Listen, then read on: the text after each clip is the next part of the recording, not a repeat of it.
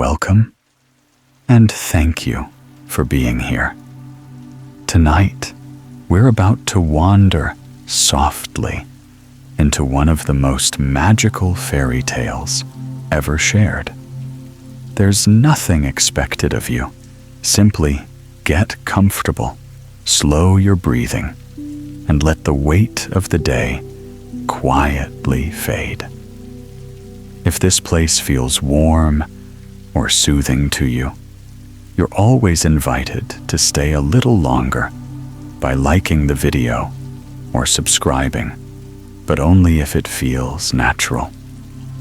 I cherish knowing where these stories are heard. So if you'd like, leave a comment sharing where you're listening from and what hour the night has arrived for you. Now, dim the lights, let a gentle sound settle around you, and allow yourself to drift peacefully, unhurried, into tonight's story. The Jumper. The flea, the grasshopper, and the skipjack once wanted to see which of them could jump highest, and they invited the whole world and whoever else would come to see the grand sight. And there, the three famous jumpers were met together in the room. "Yes, I'll give my daughter to him who jumps highest," said the king, "for it would be mean to let these people jump for nothing." The flea stepped out first. He had very pretty manners and bowed in all directions, for he had young ladies' blood in his veins and was accustomed to consort only with human beings. And that was of great consequence. Then came the grasshopper. He was certainly much heavier, but he had a good figure and wore the green uniform that was born with him. This person, moreover, maintained that he belonged to a very old family in the land of Egypt, and that he was highly esteemed there. He had just come from the field, he said, and had been put into a card house 3 stories high, and all made of picture cards with the figures turned inwards. There were doors and windows in the house cut in the body of the Queen of Hearts. "I sing so," he said, "that 16 native crickets who have chirped from their youth up and have never yet had a card house of their own would become thinner than they are with envy if they were to hear me." Both of them, the flea and the grasshopper, took care to announce who they were, and that they considered themselves entitled to marry a princess. The skipjack said nothing, but it was said of him that he thought all the more. And directly the yard dog had smelt at him, he was ready to assert that the skipjack was of good family, and formed from the breastbone of an undoubted goose.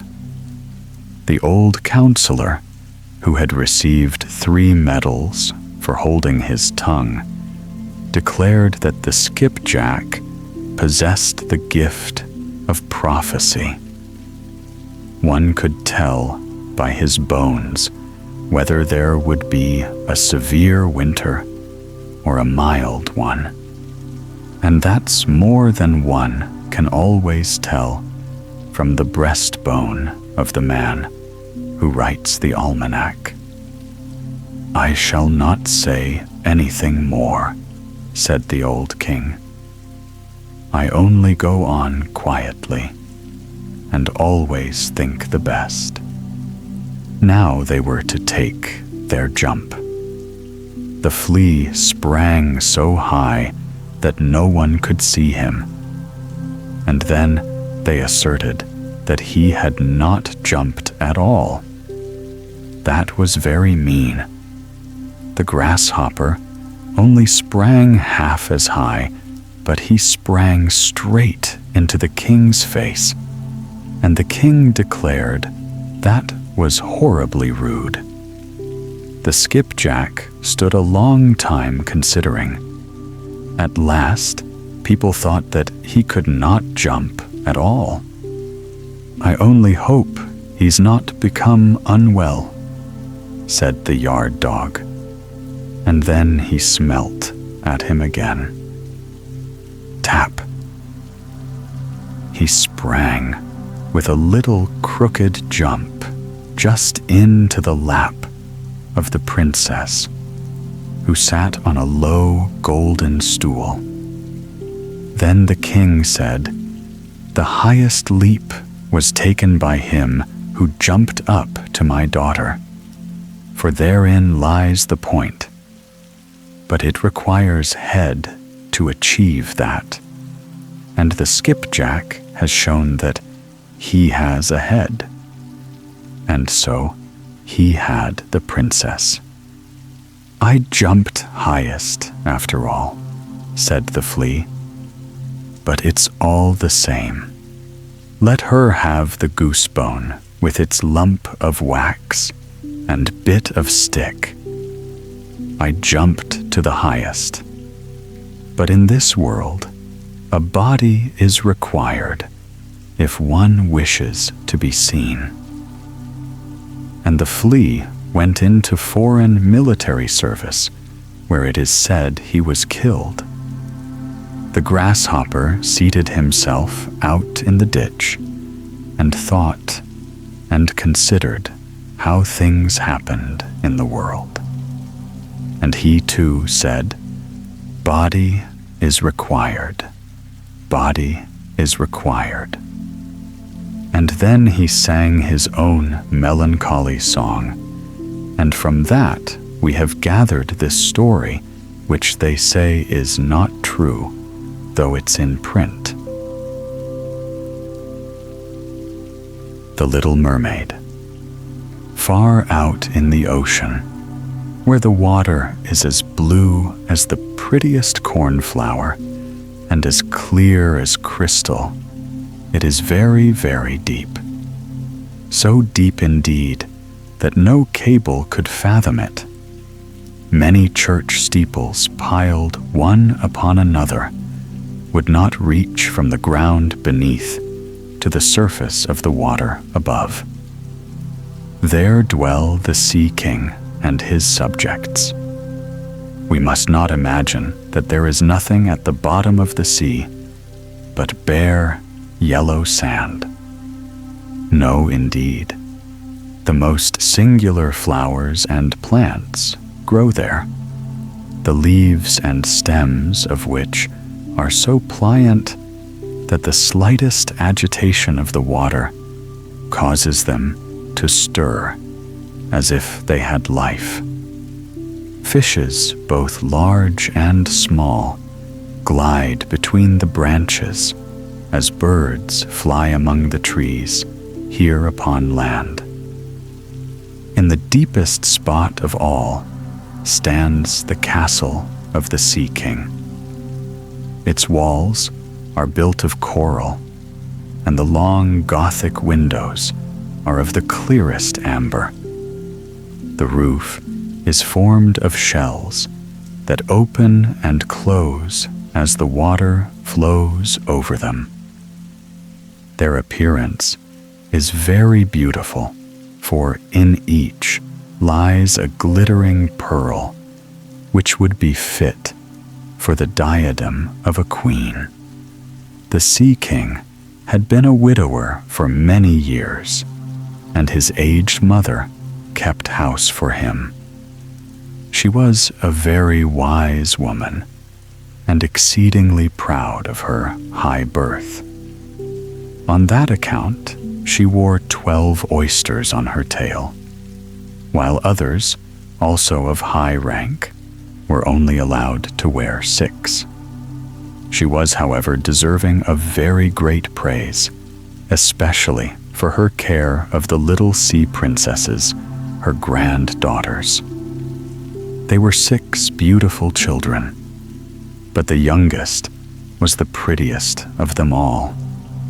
Her skin was as clear and delicate as a rose leaf, and her eyes as blue as the deepest sea. But like all the others, she had no feet, and her body ended in a fish's tail. All day long, they played in the great halls of the castle, or among the living flowers that grew out of the walls. The large amber windows were open, and the fish swam in, just as the swallows fly into our houses when we open the windows, excepting that the fishes swam up to the princesses, ate out of their hands, and allowed themselves to be stroked. Outside the castle, there was a beautiful garden in which grew bright red and dark blue flowers and blossoms like flames of fire. The fruit glittered like gold, and the leaves and stems waved to and fro continually. The earth itself was the finest sand, but blue as the flame of burning sulfur. Over everything lay a peculiar blue radiance, as if it were surrounded by the air from above, through which the blue sky shone instead of the dark depths of the sea. In calm weather, the sun could be seen looking like a purple flower, with the light streaming from the calyx. Each of the young princesses had a little plot of ground in the garden where she might dig and plant as she pleased. One arranged her flower bed into the form of a whale. Another thought it better to make hers like the figure of a little mermaid. But that of the youngest was round like the sun, and contained flowers as red as his rays at sunset. She was a strange child, quiet and thoughtful, and while her sisters would be delighted with the wonderful things which they obtained from the wrecks of vessels, she cared for nothing but her pretty red flowers, like the sun, excepting a beautiful marble statue. It was the representation of a handsome boy carved out of pure white stone, which had fallen to the bottom of the sea from a wreck. She planted by the statue a rose-colored weeping willow. It grew splendidly, and very soon hung its fresh branches over the statue, almost down to the blue sands.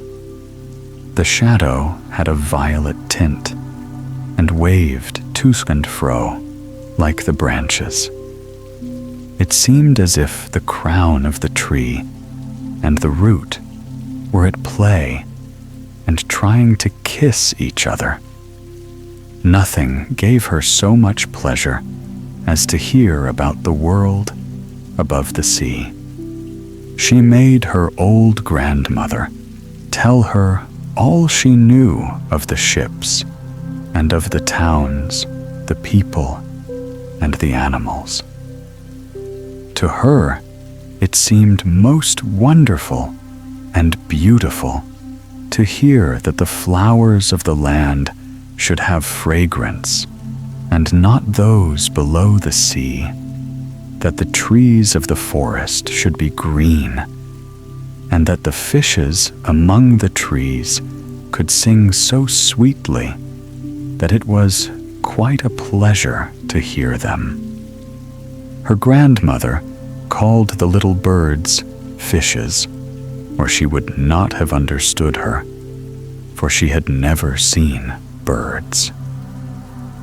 "When you have reached your 15th year," said the grandmother, "you will have permission to rise up out of the sea to sit on the rocks in the moonlight while the great ships are sailing by. And then you will see both forests and towns." In the following year, one of the sisters would be 15. But as each was a year younger than the other, the youngest would have to wait 5 years before her turn came to rise up from the bottom of the ocean and see the earth as we do. However, each promised to tell the others what she saw on her first visit and what she thought the most beautiful. For their grandmother could not tell them enough. There were so many things on which they wanted information.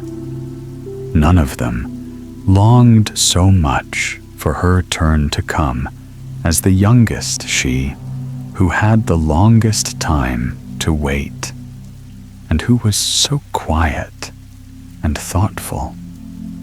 Many nights she stood by the open window, looking up through the dark blue water and watching the fish as they splashed about with their fins and tails.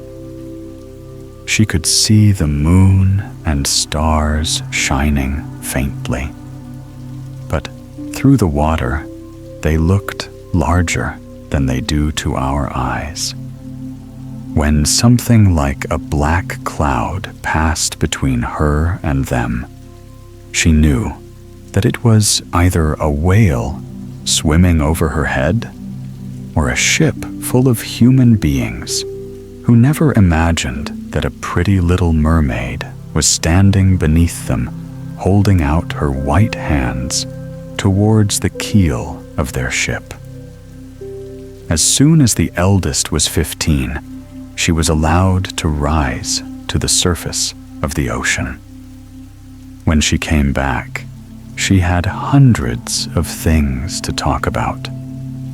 But the most beautiful, she said, was to lie in the moonlight on a sand bank in the quiet sea near the coast, and to gaze on a large town nearby where the lights were twinkling like hundreds of stars, to listen to the sounds of the music, the noise of carriages, and the voices of human beings, and then to hear the merry bells peal out from the church steeples.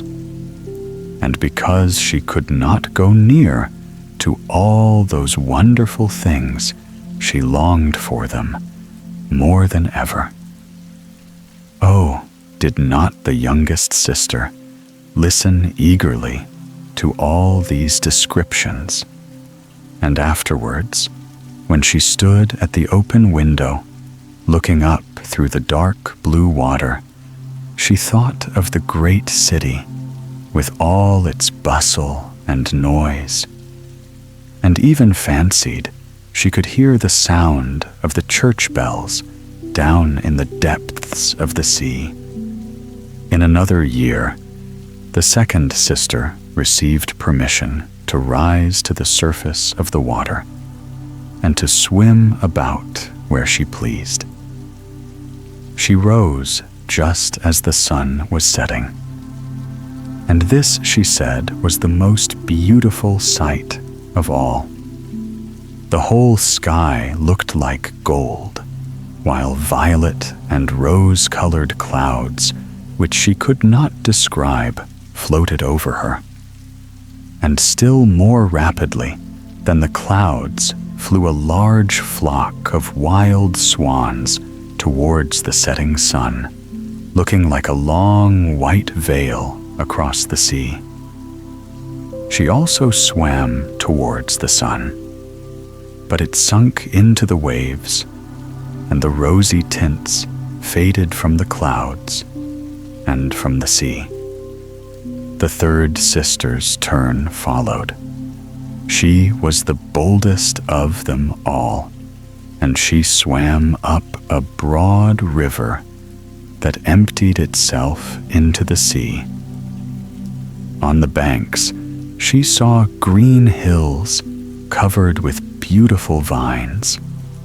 Palaces and castles peeped out from amid the proud trees of the forest. She heard the birds singing, and the rays of the sun were so powerful that she was obliged often to dive down under the water to cool her burning face. In a narrow creek, she found a whole troop of little human children, quite naked, and sporting about in the water. She wanted to play with them, but they fled in a great fright. And then a little black animal came to the water. It was a dog, but she did not know that, for she had never before seen one. This animal barked at her so terribly that she became frightened and rushed back to the open sea. But she said she should never forget the beautiful forest, the green hills, and the pretty little children who could swim in the water, although they had not fishes' tails. The fourth sister was more timid. She remained in the midst of the sea, but she said it was quite as beautiful there as nearer the land.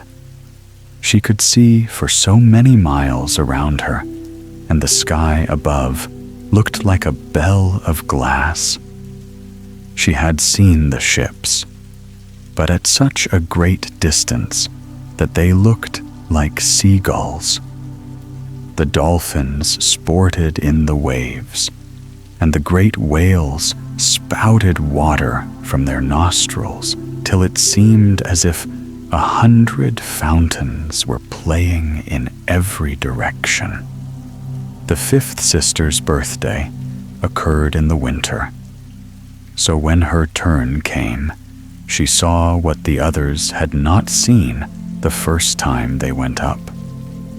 The sea looked quite green, and large icebergs were floating about each like a pearl, she said, but larger and loftier than the churches built by men.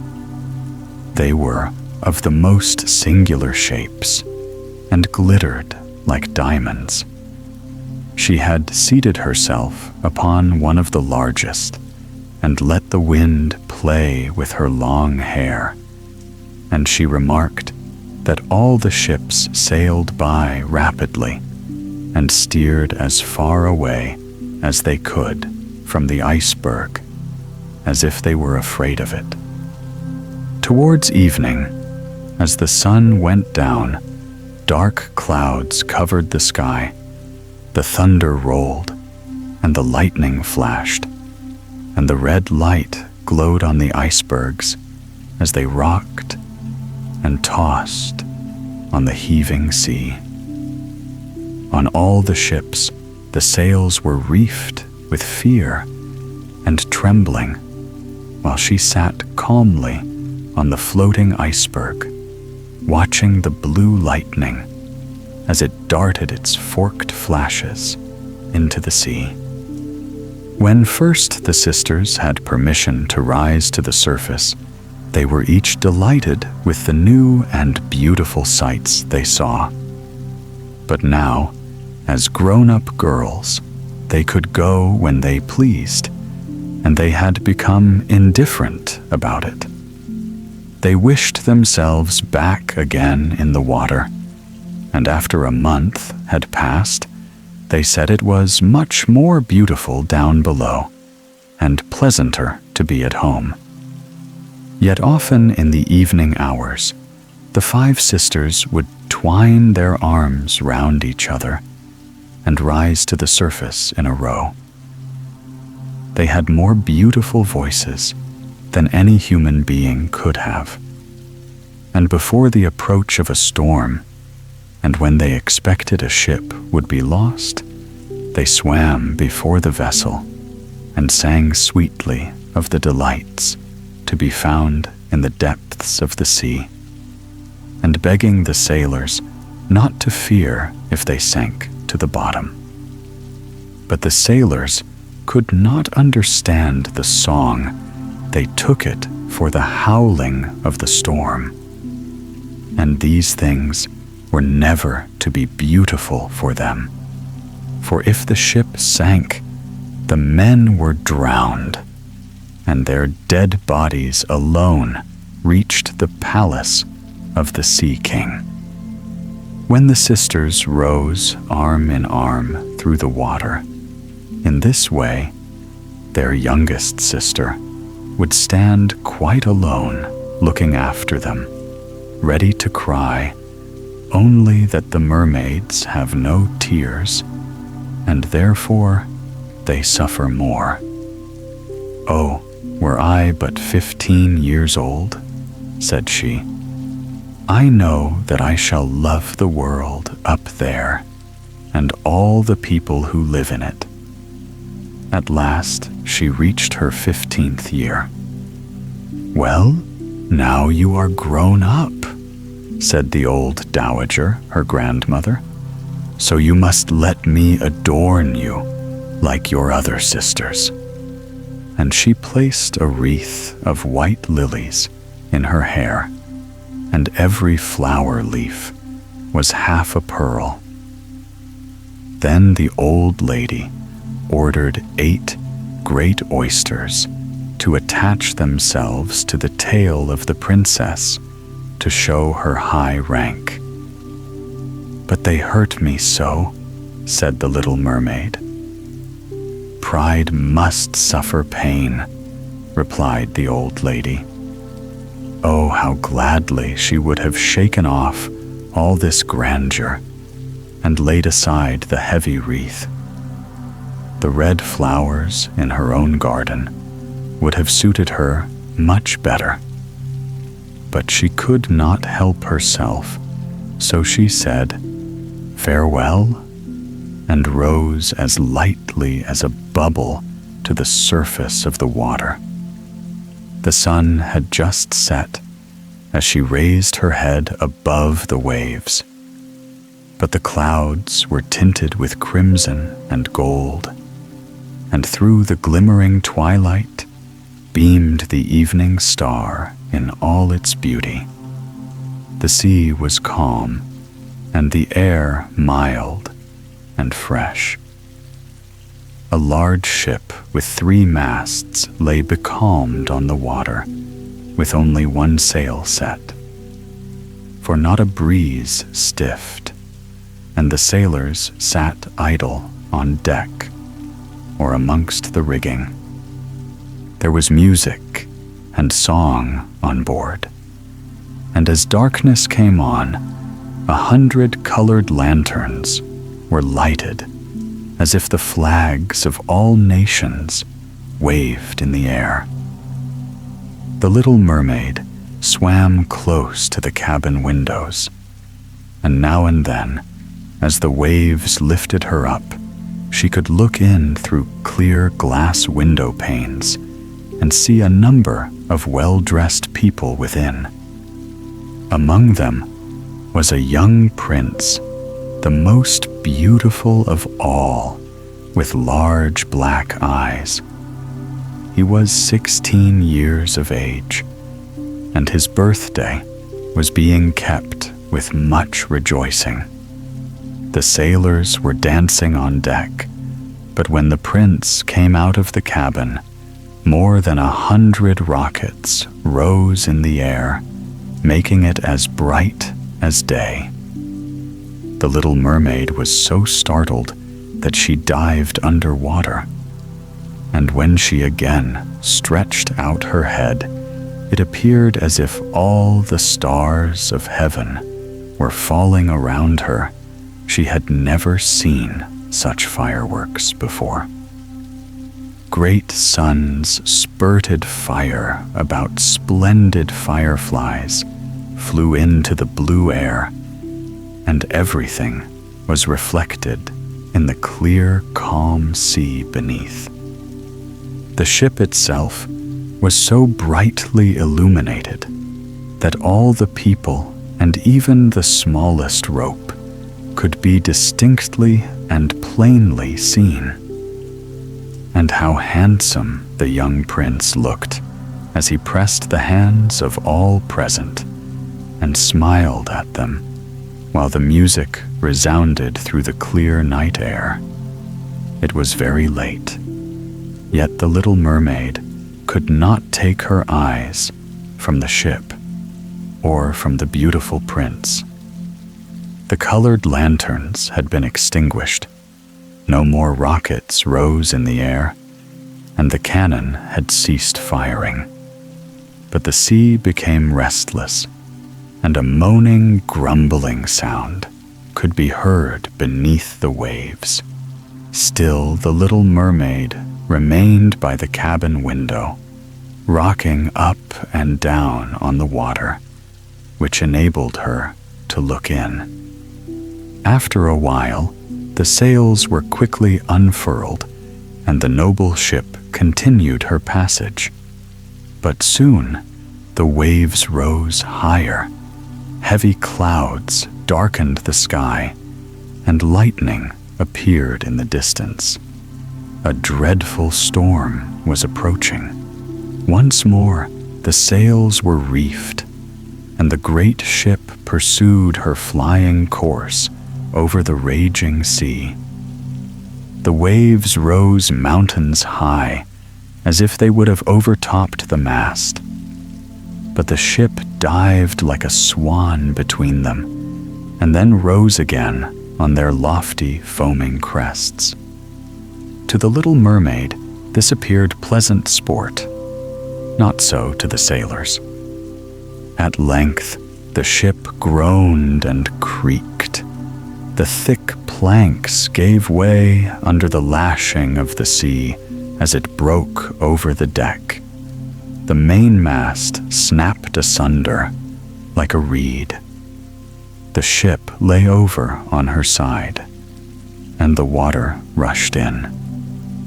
The little mermaid now perceived that the crew were in danger. Even she herself was obliged to be careful to avoid the beams and planks of the wreck, which lay scattered on the water. At one moment, it was so pitch dark that she could not see a single object, but a flash of lightning revealed the whole scene. She could see everyone who had been on board, excepting the prince. When the ship parted, she had seen him sink into the deep waves, and she was glad, for she thought he would now be with her. And then she remembered that human beings could not live in the water, so that when he got down to her father's palace, he would be quite dead. But he must not die. So she swam about among the beams and planks which strewed the surface of the sea, forgetting that they could crush her to pieces. Then she dived deeply under the dark waters, rising and falling with the waves, till at length she managed to reach the young prince, who was fast losing the power of swimming in that stormy sea. His limbs were failing him, his beautiful eyes were closed, and he would have died had not the little mermaid come to his assistance.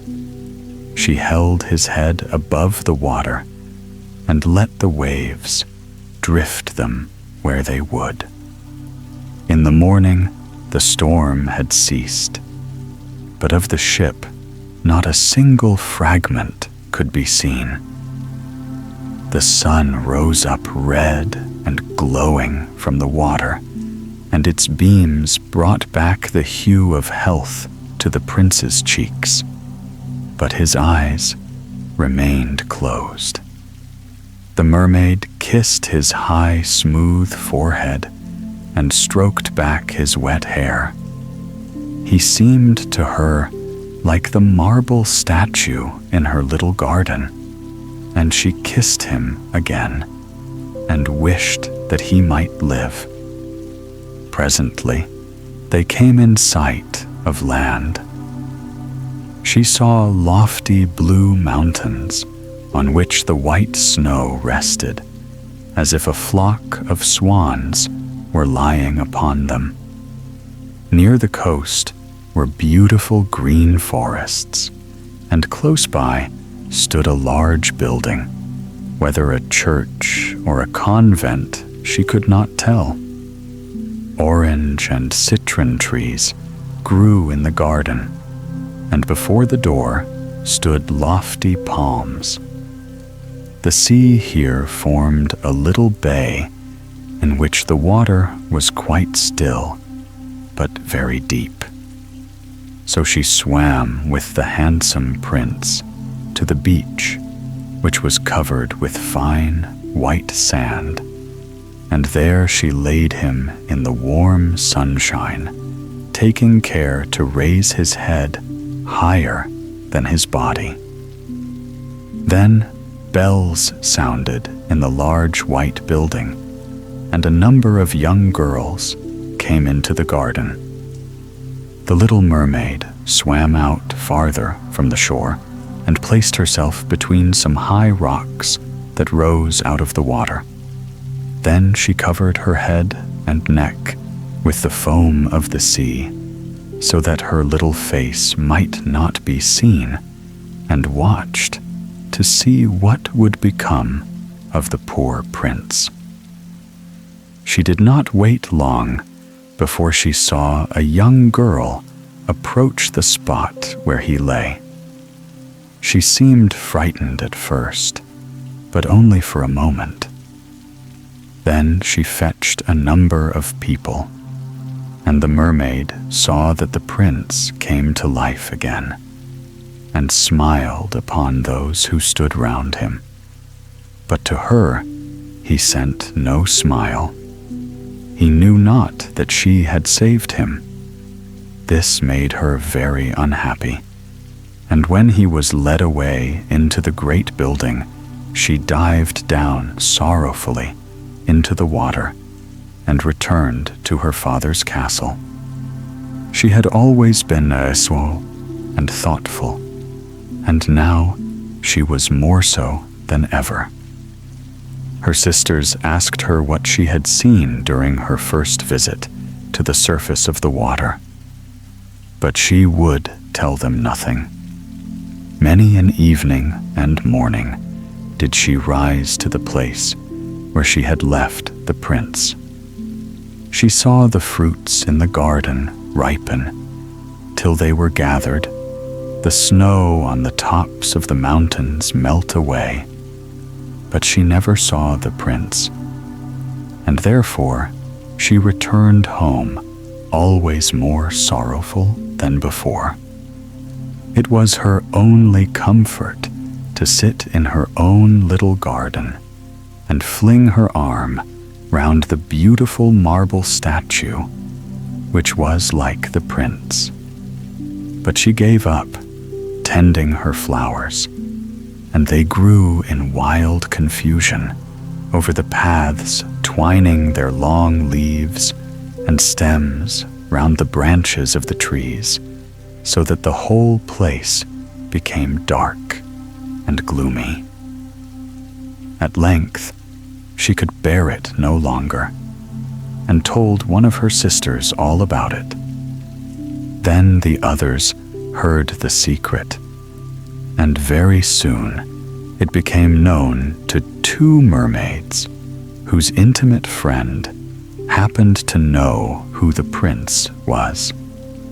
She had also seen the festival on board ship, and she told them where the prince came from and where his palace stood.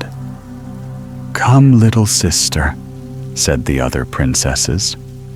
Then they entwined their arms and rose up in a long row to the surface of the water, close by the spot where they knew the prince's palace stood. It was built of bright, yellow, shining stone, with long flights of marble steps, one of which reached quite down to the sea. Splendid, gilded cupolas rose over the roof, and between the pillars that surrounded the whole building stood lifelike statues of marble. Through the clear crystal of the lofty windows could be seen noble rooms with costly silk curtains and hangings of tapestry, while the walls were covered with beautiful paintings which were a pleasure to look at. In the center of the largest saloon, a fountain threw its sparkling jets high up into the glass cupola of the ceiling, through which the sun shone down upon the water and upon the beautiful plants growing round the basin of the fountain. Now that she knew where he lived, she spent many an evening and many a night on the water near the palace. She would swim much nearer the shore than any of the others ventured to do. Indeed, once she went quite up the narrow channel under the marble balcony, which threw a broad shadow on the water. Here she would sit and watch the young prince, who thought himself quite alone in the bright moonlight. She saw him many times of an evening, sailing in a pleasant boat with music playing and flags waving. She peeped out from among the green rushes, and if the wind caught her long silvery white veil, those who saw it believed it to be a swan spreading out its wings. On many a night, too, when the fishermen with their torches were out at sea, she heard them relate so many good things about the doings of the young prince that she was glad she had saved his life when he had been tossed about half dead on the waves. And she remembered that his head had rested on her bosom, and how heartily she had kissed him.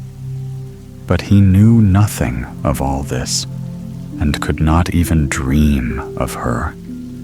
She grew more and more fond of human beings, and wished more and more to be able to wander about with those whose world seemed to be so much larger than her own.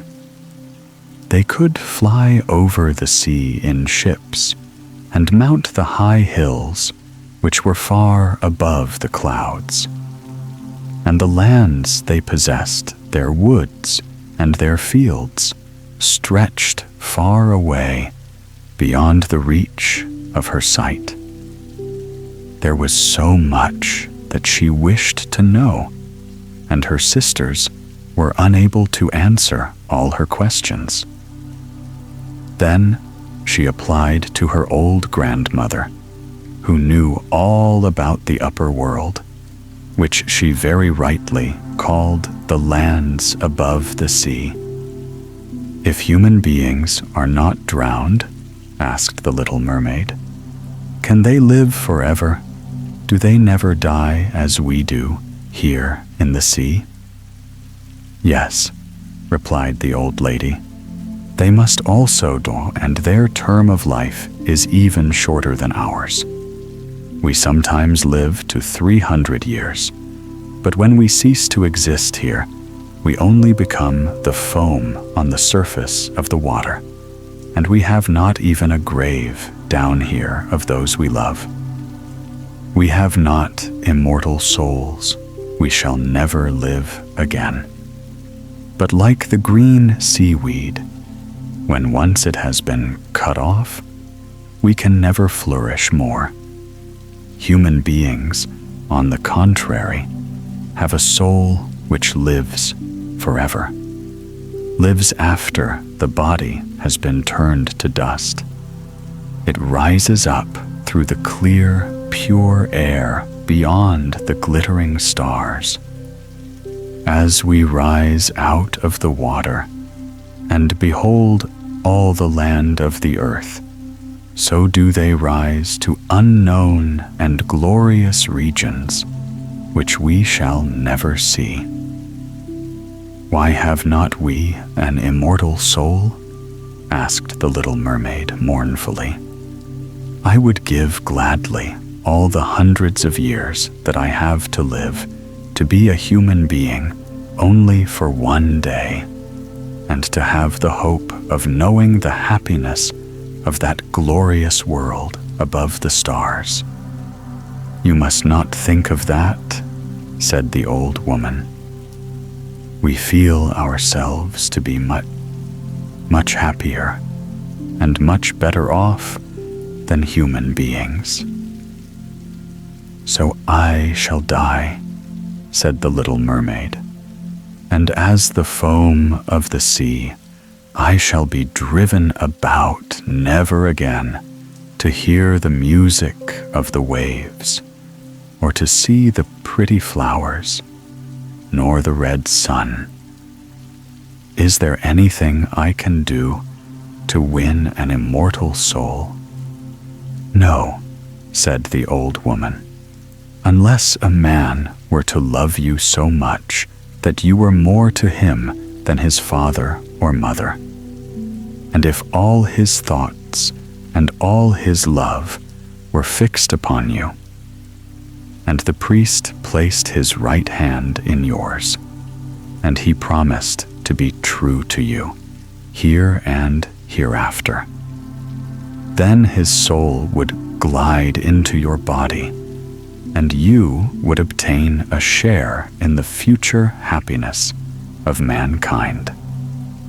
He would give a soul to you and retain his own as well. But this can never happen.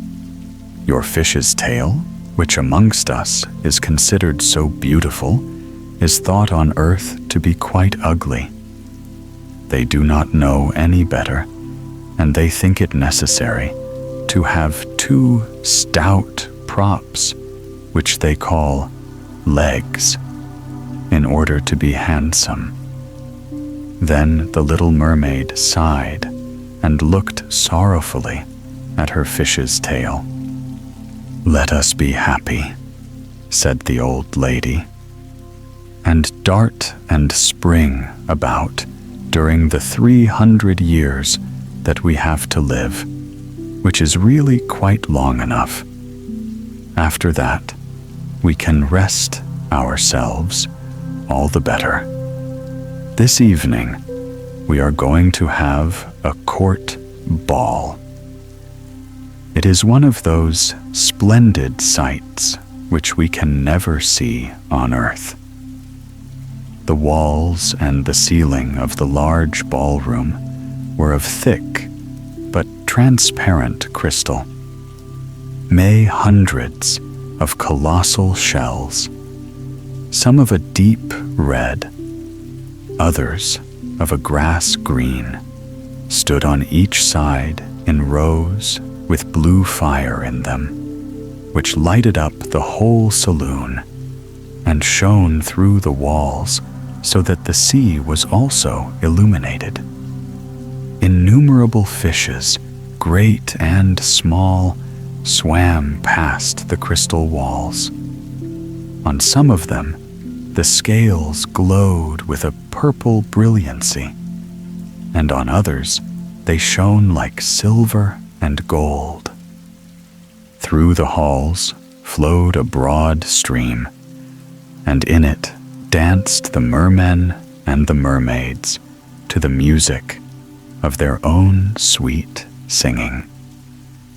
No one on earth has such a lovely voice as theirs.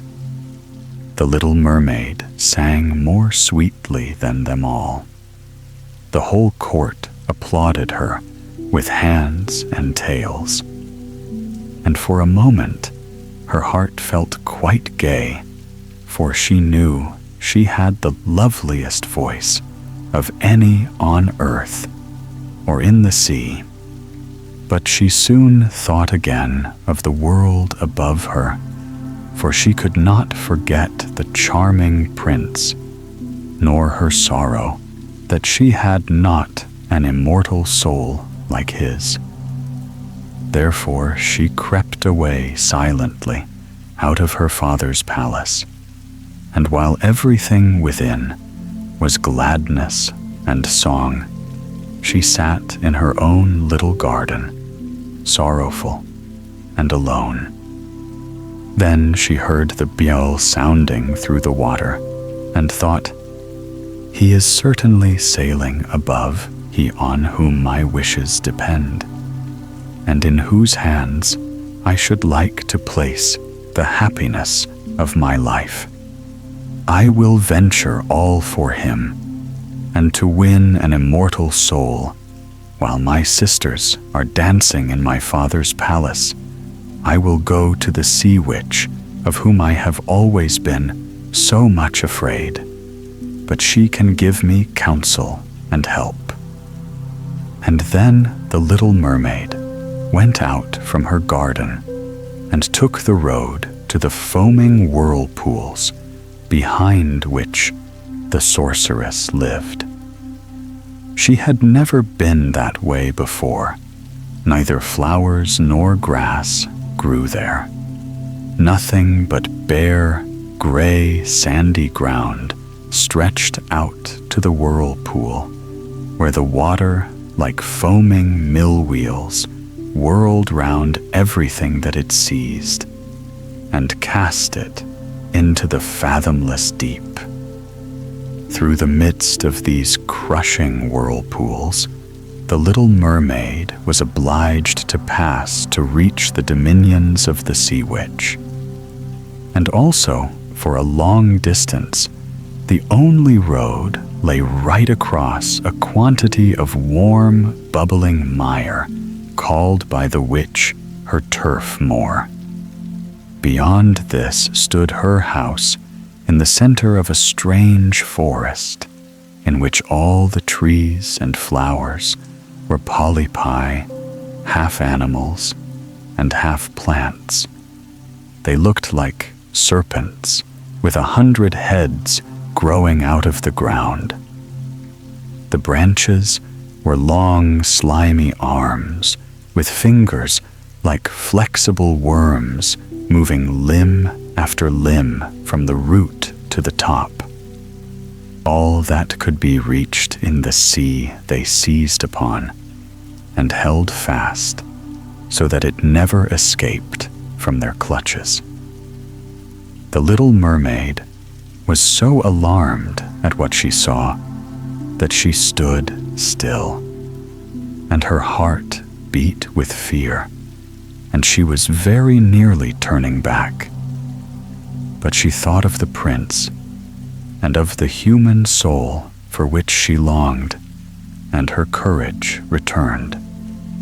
She fastened her long, flowing hair round her head so that the polypi might not seize hold of it.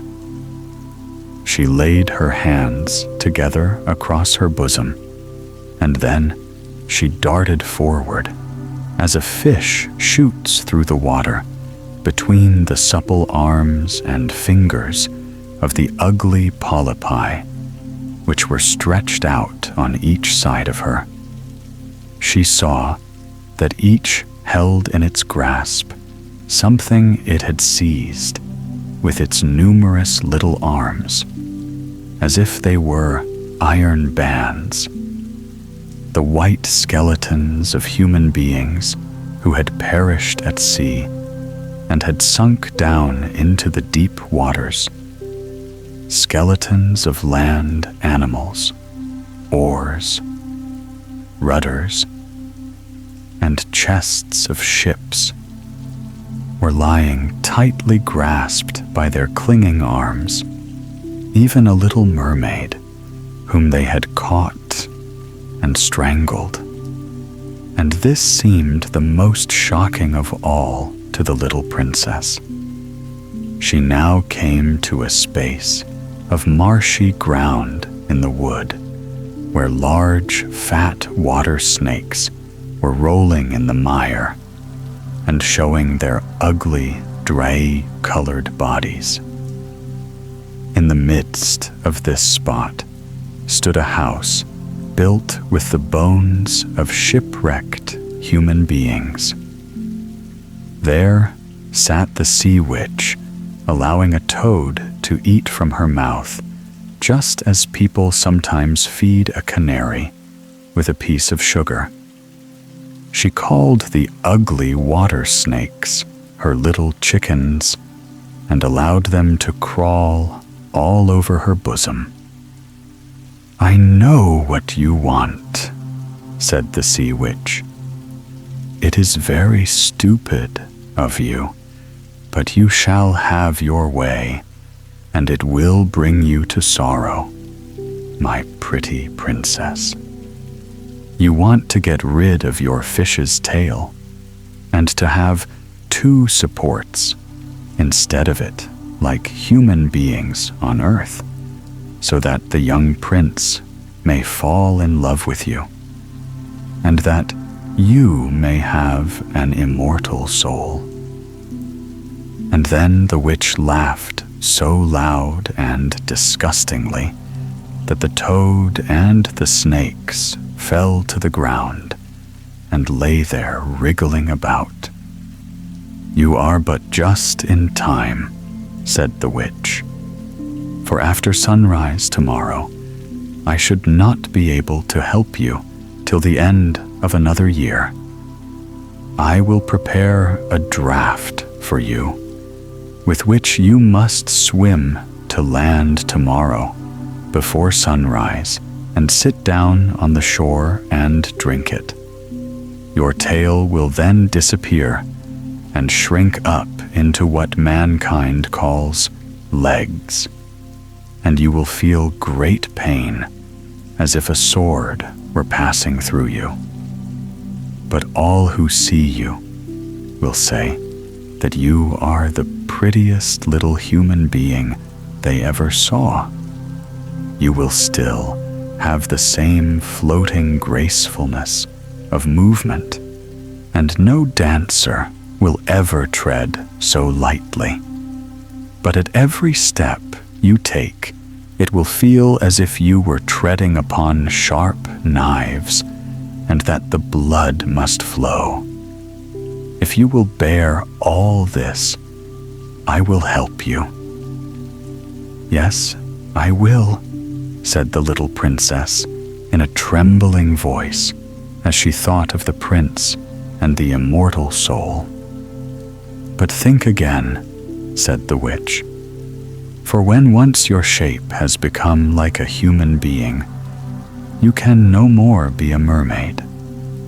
You will never return through the water to your sisters or to your father's palace again. And if you do not win the love of the prince, so that he is willing to forget his father and mother for your sake, and to love you with his whole soul, and allow the priest to join your hands, that you may be man and wife, then you will never have an immortal soul. The first morning after he marries another, your heart will break, and you will become foam on the crest of the waves." "I will do it," said the little mermaid, and she became pale as death. "But I must be paid also," said the witch, and it is not a trifle that I ask. You have the sweetest voice of any who dwell here in the depths of the sea, and you believe that you will be able to charm the prince with it also. But this voice you must give to me. The best thing you possess will I have for the price of my draft. My own blood must be mixed with it, that it may be as sharp as a two-edged sword. But if you take away my voice, said the Little Mermaid, what is left for me? Your beautiful form, your graceful walk, and your expressive eyes. Surely with these you can enchain a man's heart. Well, have you lost your courage? Put out your little tongue, that I may cut it off as my payment. Then you shall have the powerful draft. It shall be, said the Little Mermaid. Then the witch placed her cauldron on the fire to prepare the magic draft. Cleanliness is a good thing, said she, scouring the vessel with snakes, which she had tied together in a large knot. Then she pricked herself in the breast and let the black blood drop into it. The steam that rose formed itself into such horrible shapes that no one could look at them without fear. Every moment, the witch threw something else into the vessel, and when it began to boil, the sound was like the weeping of a crocodile. When at last the magic draft was ready, it looked like the clearest water. There it is for you, said the witch. Then she cut off the mermaid's tongue so that she became dumb and would never again speak or sing. If the polypi should seize hold of you as you return through the wood, said the witch, throw over them a few drops of the potion, and their fingers will be torn into 1,000 pieces. But the Little Mermaid had no occasion to do this, for the polypi sprang back in terror when they caught sight of the glittering draft, which shone in her hand like a twinkling star. So she passed quickly through the wood and the marsh and between the rushing whirlpools. She saw that in her father's palace, the torches in the ballroom were extinguished and all within asleep. But she did not venture to go into them, for now she was dumb and going to leave them forever. She felt as if her heart would break. She stole into the garden, took a flower from the flower beds of each of her sisters, kissed her hand 1,000 times towards the palace, and then rose up through the dark blue waters. The sun had not risen when she came in sight of the prince's palace and approached the beautiful marble steps, but the moon shone clear and bright. Then the Little Mermaid drank the magic draught, and it seemed as if a two-edged sword went through her delicate body. She fell into a swoon and lay like one dead. When the sun arose and shone over the sea, she recovered and felt a sharp pain. But just before her stood the handsome young prince. He fixed his coal-black eyes upon her so earnestly that she cast down her own, and then became aware that her fish's tail was gone, and that she had as pretty a pair of white legs and tiny feet as any little maiden could have. But she had no clothes, so she wrapped herself in her long, thick hair. The prince asked her who she was and where she came from, and she looked at him mildly and sorrowfully with her deep blue eyes. But she could not speak. Every step she took was as the witch had said it would be. She felt as if treading upon the points of needles or sharp knives, but she bore it willingly and stepped as lightly by the prince's side as a soap bubble, so that he and all who saw her wondered at her graceful swaying movements. She was very soon arrayed in costly robes of silk and muslin, and was the most beautiful creature in the palace. But she was dumb, and could neither speak nor sing. Beautiful female slaves, dressed in silk and gold, stepped forward and sang before the prince and his royal parents. One sang better than all the others, and the prince clapped his hands and smiled at her. This was great sorrow to the little mermaid. She knew how much more sweetly she herself could sing once, and she thought, "Oh, if he could only know that I have given away my voice forever to be with him." The slaves next performed some pretty fairy-like dances to the sound of beautiful music. Then the little mermaid raised her lovely white arms, stood on the tips of her toes, and glided over the floor, and danced as no one yet had been able to dance.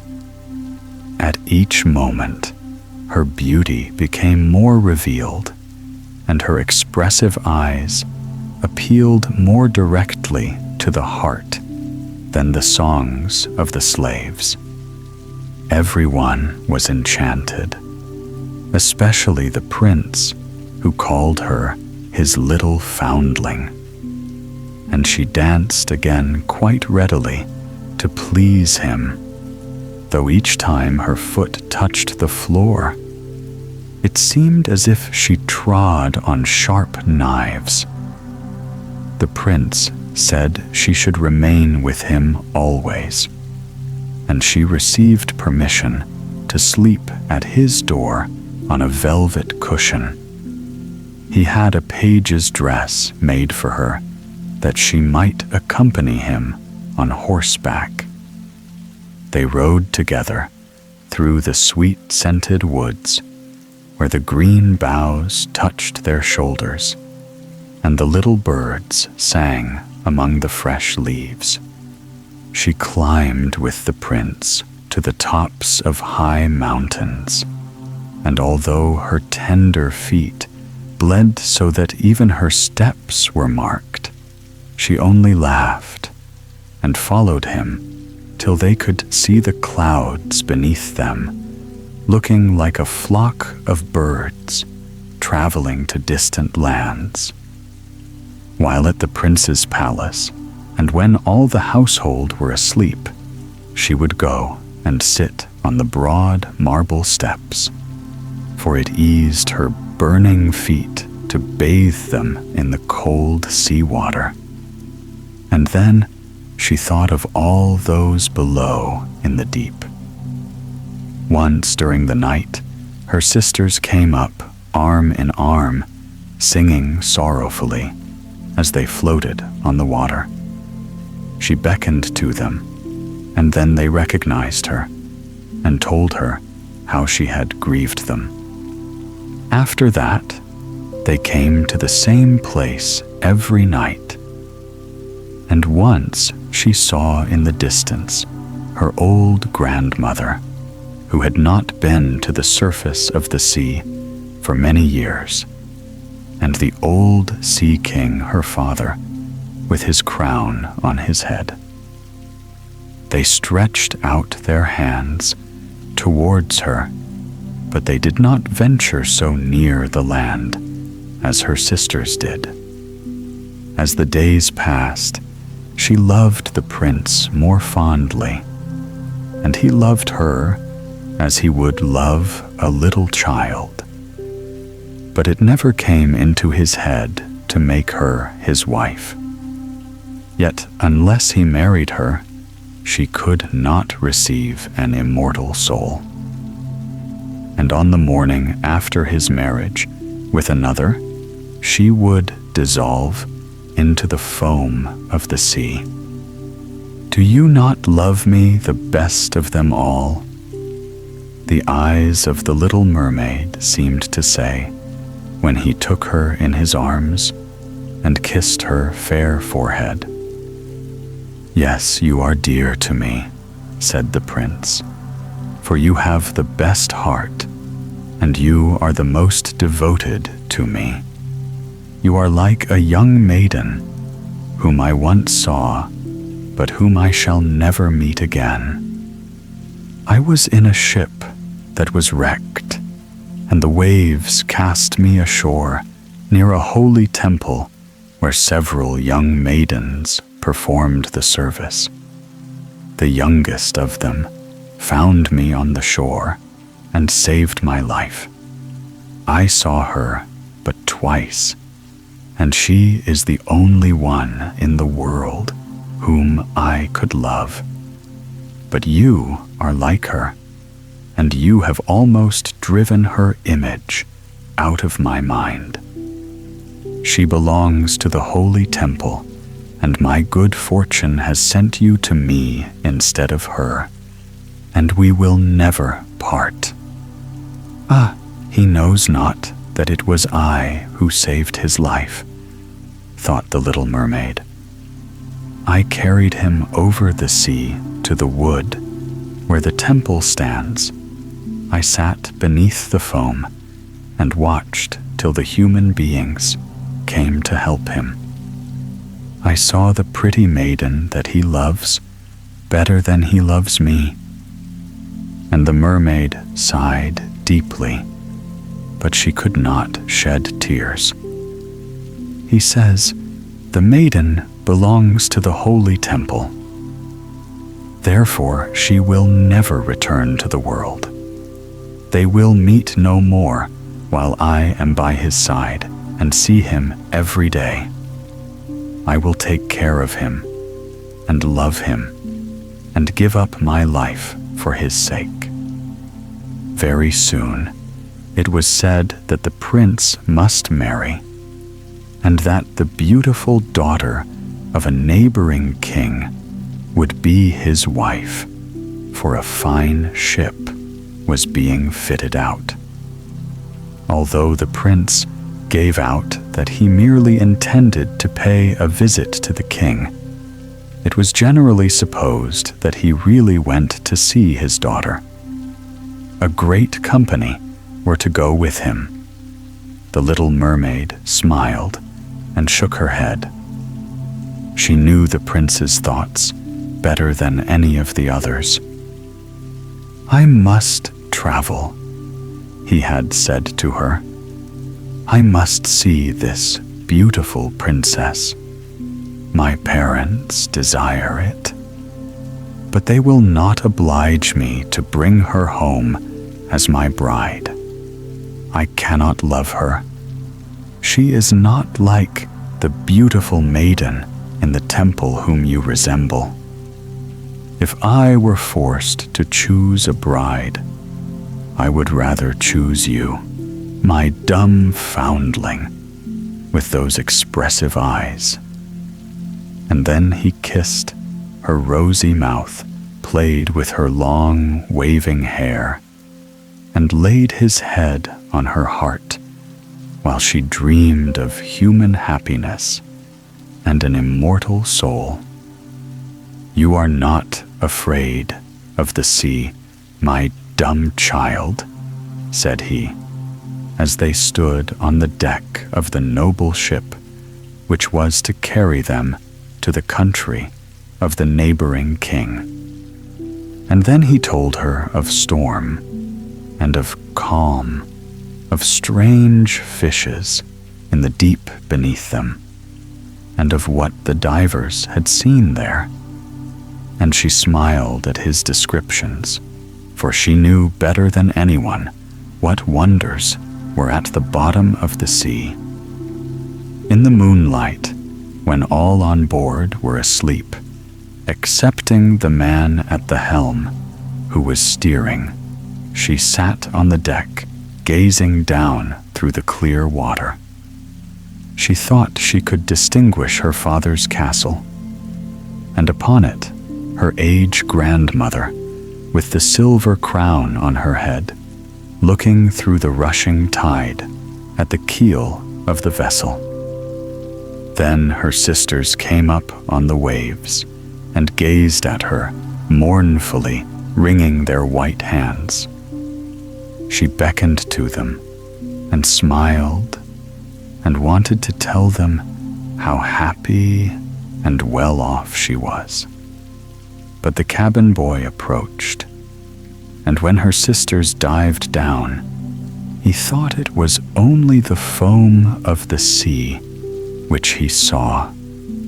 The next morning, the ship sailed into the harbor of a beautiful town belonging to the king, whom the prince was going to visit. The church bells were ringing, and from the high towers sounded a flourish of trumpets, and soldiers with flying colors and glittering bayonets lined the rocks through which they passed. Every day was a festival. Balls and entertainments followed one another. But the princess had not yet appeared. People said that she was being brought up and educated in a religious house where she was learning every royal virtue. At last she came. Then the Little Mermaid, who was very anxious to see whether she was really beautiful, was obliged to acknowledge that she had never seen a more perfect vision of beauty. Her skin was delicately fair, and beneath her long, dark eyelashes, her laughing blue eyes shone with truth and purity. "It was you," said the prince, "who saved my life when I lay dead on the beach." And he folded his blushing bride in his arms. "Oh, I am too happy," said he to the Little Mermaid. "My fondest hopes are all fulfilled. You will rejoice at my happiness, for your devotion to me is great and sincere." The Little Mermaid kissed his hand and felt as if her heart were already broken. His wedding morning would bring death to her, and she would change into the foam of the sea.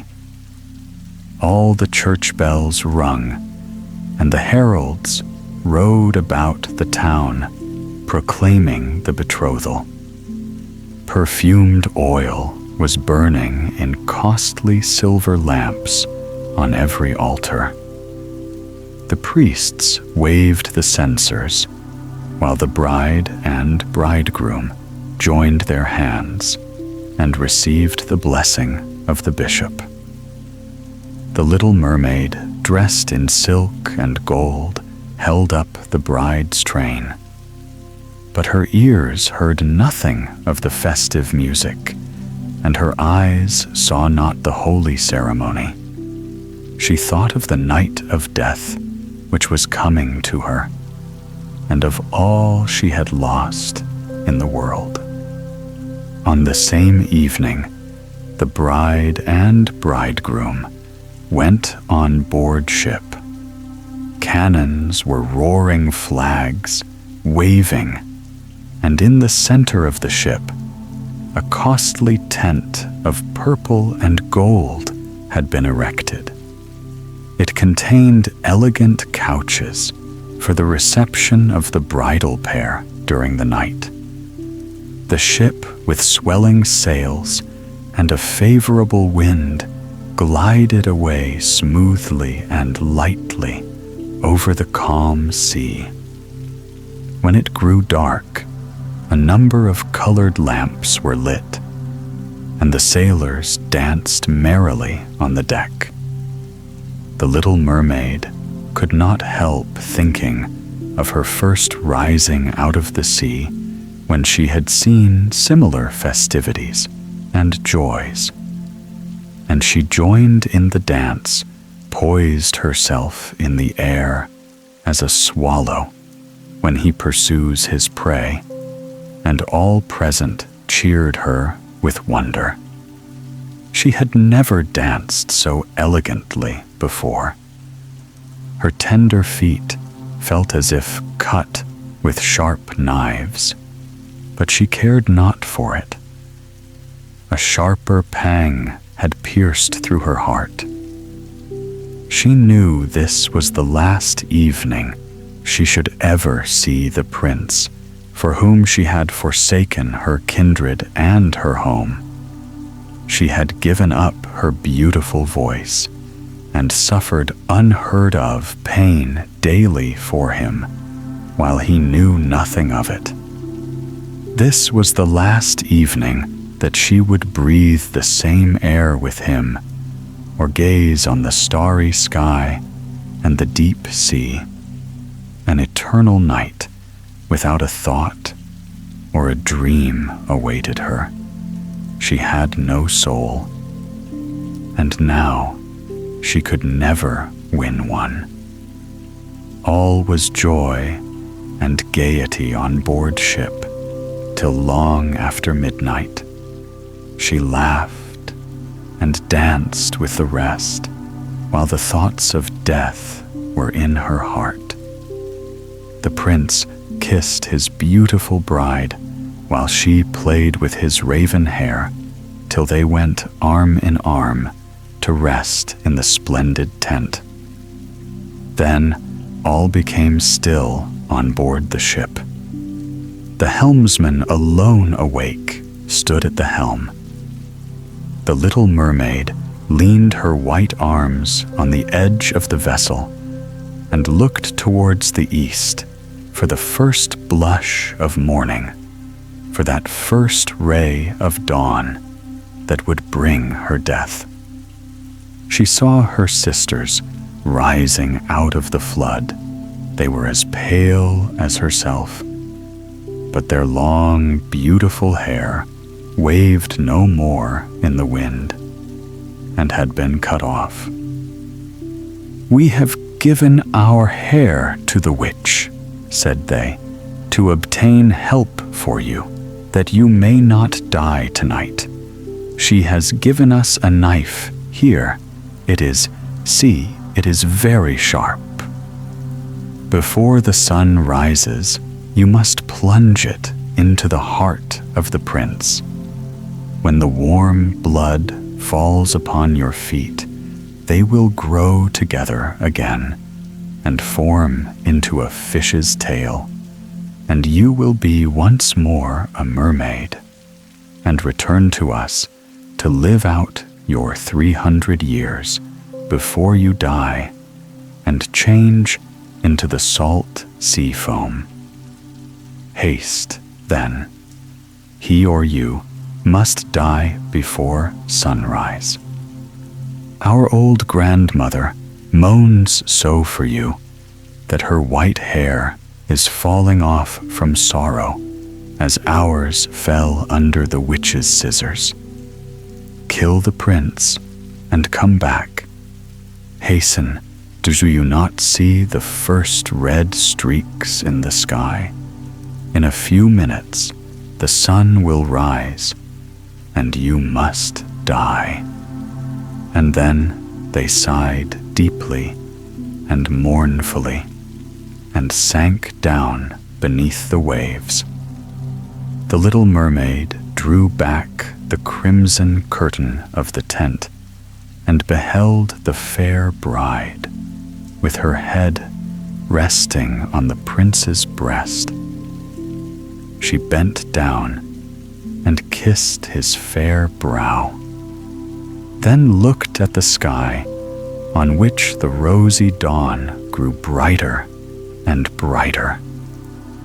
Then she glanced at the sharp knife and again fixed her eyes on the prince, who whispered the name of his bride in his dreams. She was in his thoughts, and the knife trembled in the hand of the little mermaid. Then she flung it far away from her into the waves. The water turned red where it fell, and the drops that spurted up looked like blood. She cast one more lingering, half-fainting glance at the prince, and then threw herself from the ship into the sea, and thought her body was dissolving into foam.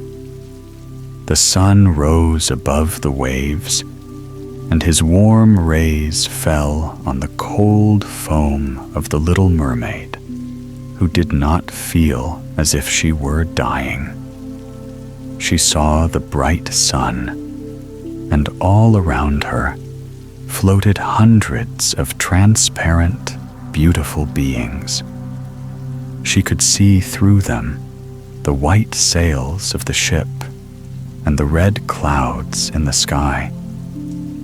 Their speech was melodious, but too ethereal to be heard by mortal ears, as they were also unseen by mortal eyes. The little mermaid perceived that she had a body like theirs, and that she continued to rise higher and higher out of the foam. "Where am I?" asked she, and her voice sounded ethereal as the voice of those who were with her. No earthly music could imitate it. "Among the daughters of the air," answered one of them. "A mermaid has not an immortal soul, nor can she obtain one unless she wins the love of a human being. On the power of another hangs her eternal destiny. But the daughters of the air, although they do not possess an immortal soul, can by their good deeds procure one for themselves. We fly to warm countries and cool the sultry air that destroys mankind with the pestilence. We carry the perfume of the flowers to spread health and restoration. After we have striven for 300 years to all the good in our power, we receive an immortal soul and take part in the happiness of mankind. You poor little mermaid have tried with your whole heart to do as we are doing. You have suffered and endured and raised yourself to the spirit world by your good deeds, and now, by striving for 300 years, in the same way you may obtain an immortal soul." The little mermaid lifted her glorified eyes towards the sun and felt them, for the first time, filling with tears. On the ship in which she had left the prince, there were life and noise. She saw him and his beautiful bride searching for her.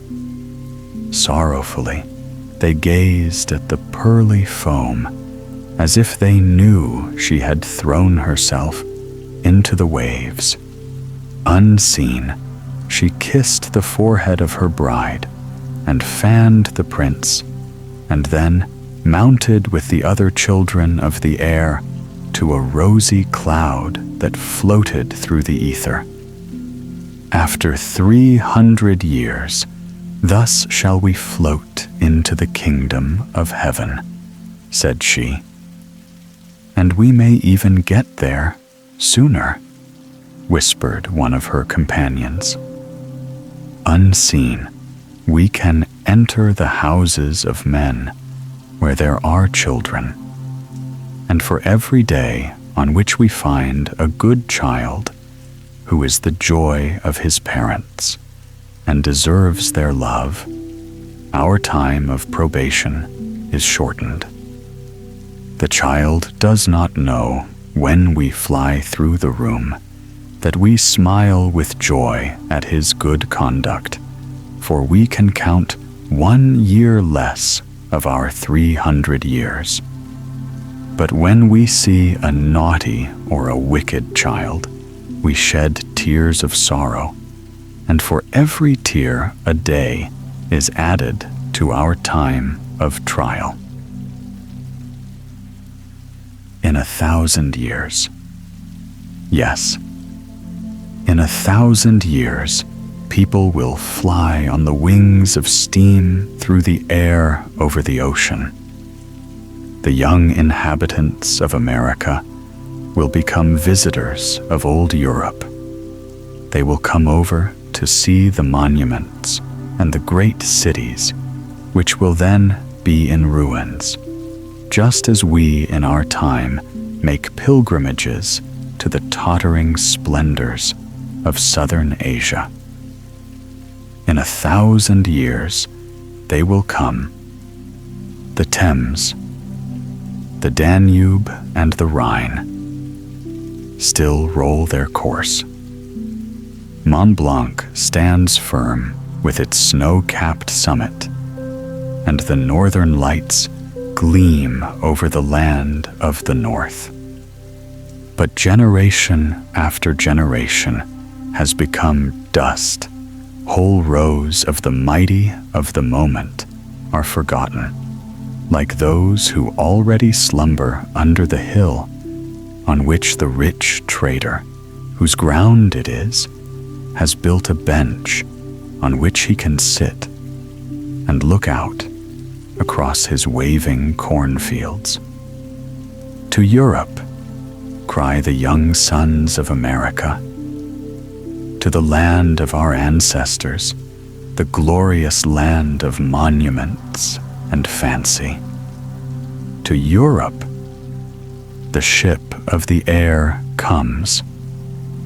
It is crowded with passengers, for the transit is quicker than by sea. The electromagnetic wire under the ocean has already telegraphed the number of the aerial caravan.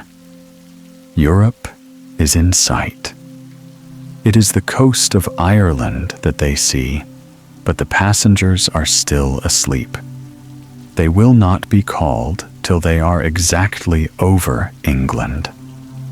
There they will first step on European shore, in the land of Shakespeare, as the educated call it, in the land of politics, the land of machines, as it is called by others. Here they stay a whole day. That is all the time the busy race can devote to the whole of England and Scotland. Then the journey is continued through the tunnel under the English Channel to France, the land of Charlemagne and Napoleon. Molière is named the learned men. Talk of the classic school of remote antiquity.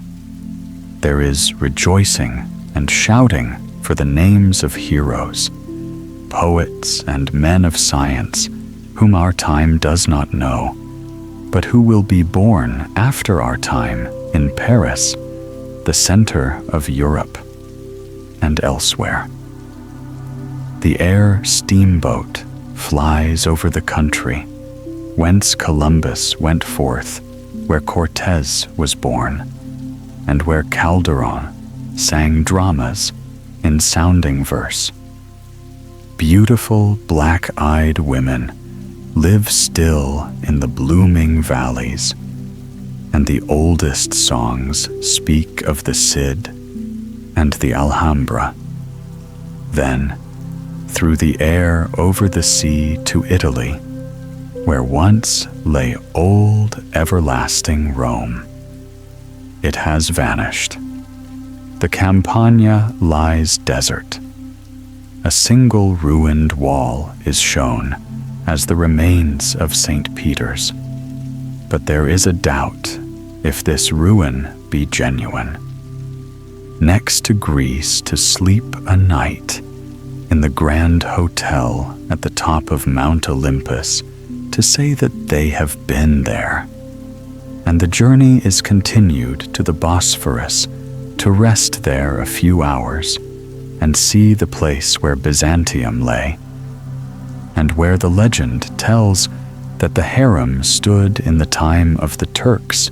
Poor fishermen are now spreading their nets over the remains of mighty cities on the broad Danube, cities which we in our time know not the travelers pass, but here and there on the rich sites of those that time shall bring forth the caravan, sometimes descends and departs thence again.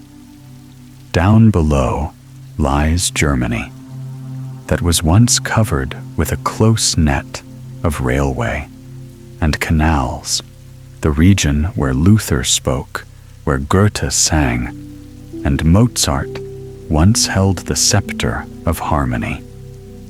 Great names shine there, in science and in art, names that are unknown to us.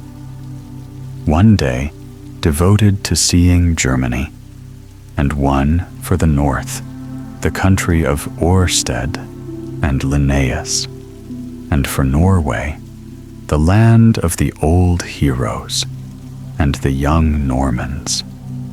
Iceland is visited on the journey home. The geysers burn no more. Hekla is an extinct volcano, but the rocky island is still fixed in the midst of the foaming sea, a continual monument of legend and poetry. There is really a great deal to be seen in Europe, says the young American. And we have seen it in a week, according to the directions of the great traveler. And here he mentions the name of one of his contemporaries in his celebrated work, How to See All Europe in a Week. Kept secret, but not forgotten. There was once an old mansion with a moat and drawbridge. The drawbridge was more often up and down. Not all visitors are good or welcome. Under the eaves were loopholes to shoot out through and for throwing boiling water. Yes, even molten lead down on the enemy if he approached too closely. Indoors were high rafted ceilings, and this was good because of the space it provided for the large amount of smoke that rolled up from the hearth fires, where huge, damp logs burned. On the walls hung pictures of men in armor and proud ladies in heavy robes.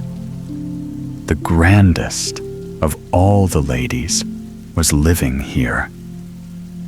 She was named Meta Mogans, and she was the lady of the manor. One evening, robbers came. They killed 3 of her guards. Along with the watchdog, and they bound Lady Meta with the dog chain in the kennel, and then seated themselves in the great hall, and drank the wine and all the good beer from her cellar. Lady Meta stood chained like a dog, and yet could not even bark at them. Then the robber's servant boy came to her. He had very quietly stolen away from them, knowing this must not be noticed, for if it were, they would put him to death. "Lady Meta Mogans," said the boy, "can you remember when my father rode the wooden horse in your husband's time? You prayed for him then, but it wasn't possible for you to help further toward freeing him. He was made to sit astride the block until he became a cripple. But you sneaked down to him, as I have done now, and you laid a little stone under each of his feet to give him some relief. No one saw it, or perhaps they pretended not to see it, for you were the gracious young mistress of the manor. This my father has told me, and this I have kept secret, but not forgotten. Now I will free you, Lady Meta Mogans." And then the two of them took horses from the stable and rode through rain and wind to get the help of friends. This was being well repaid for that small service to the old man, said Meta Mogans. "Kept secret, but not forgotten," said the boy. The robbers were hanged. There stood an old house.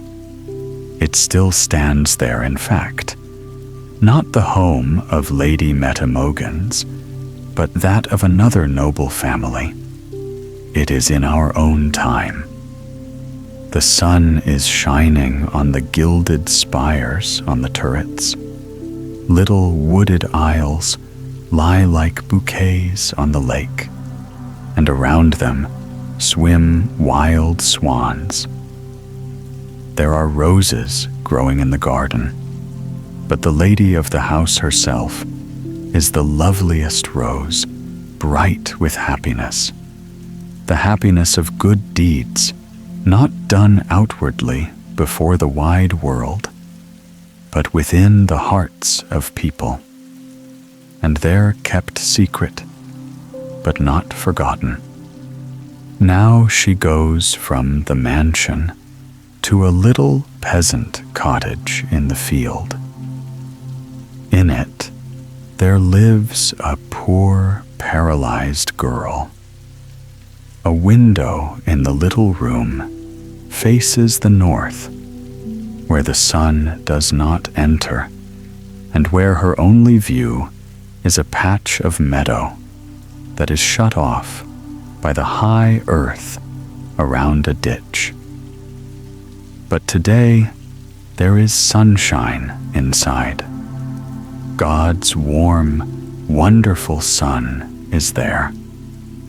It comes from the south through a new window, where before there had been just a wall. The paralyzed girl sits in the warm sunshine and looks out on wood and stream.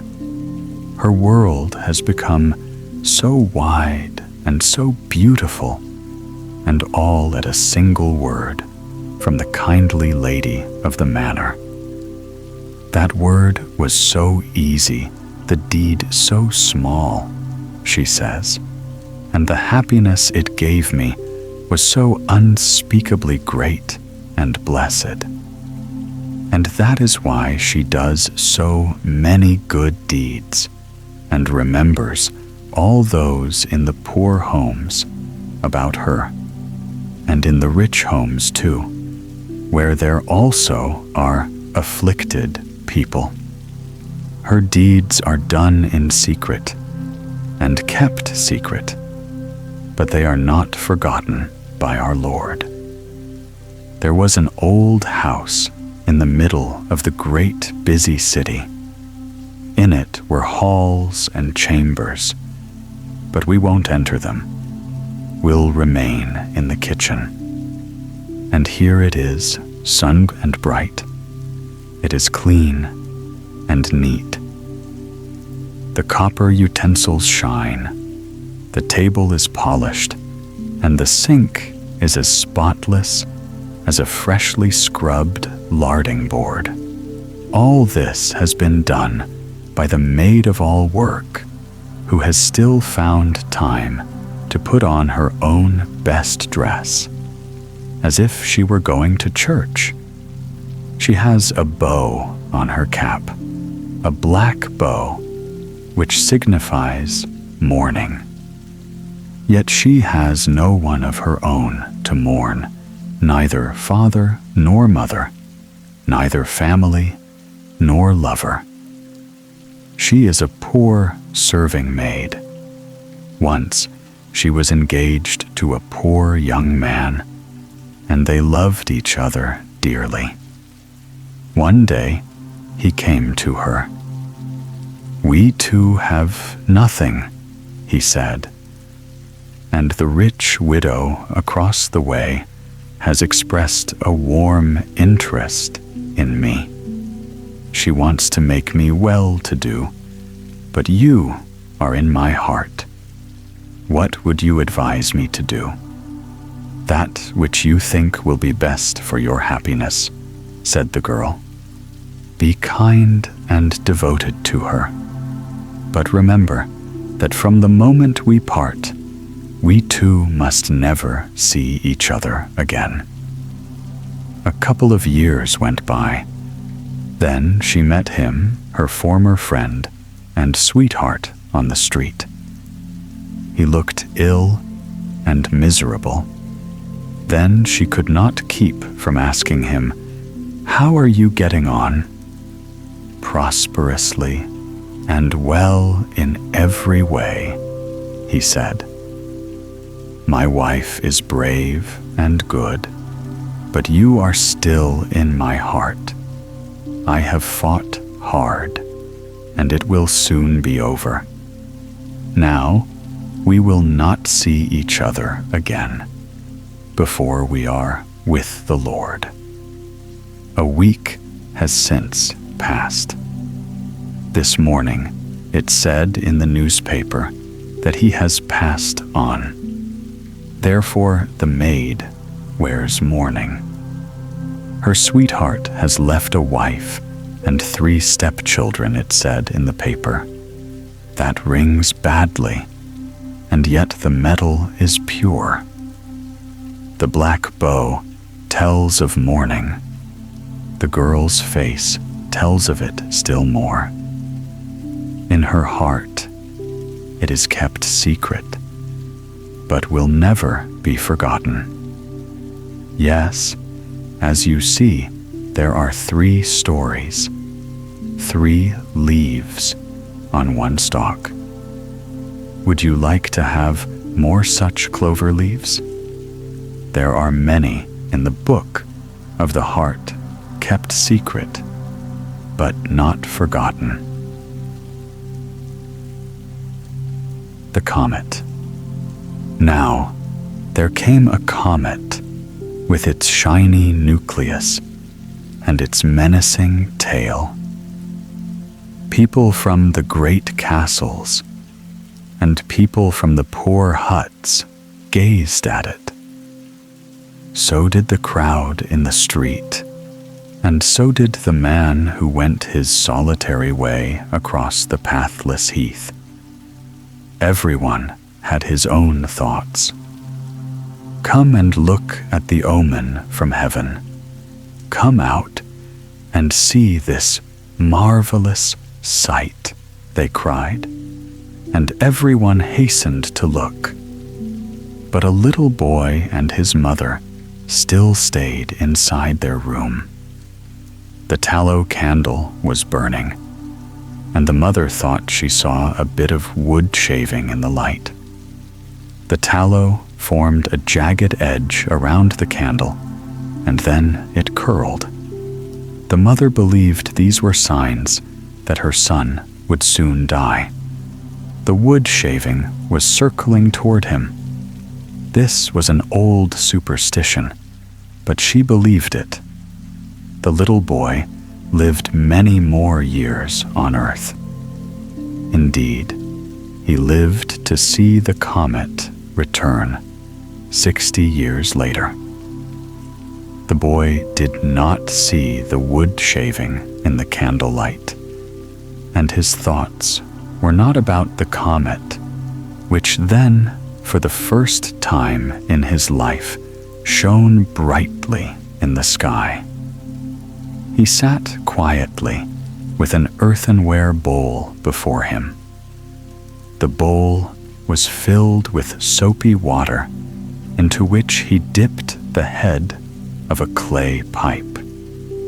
Then he put the pipe stem in his mouth and blew soap bubbles, large and small.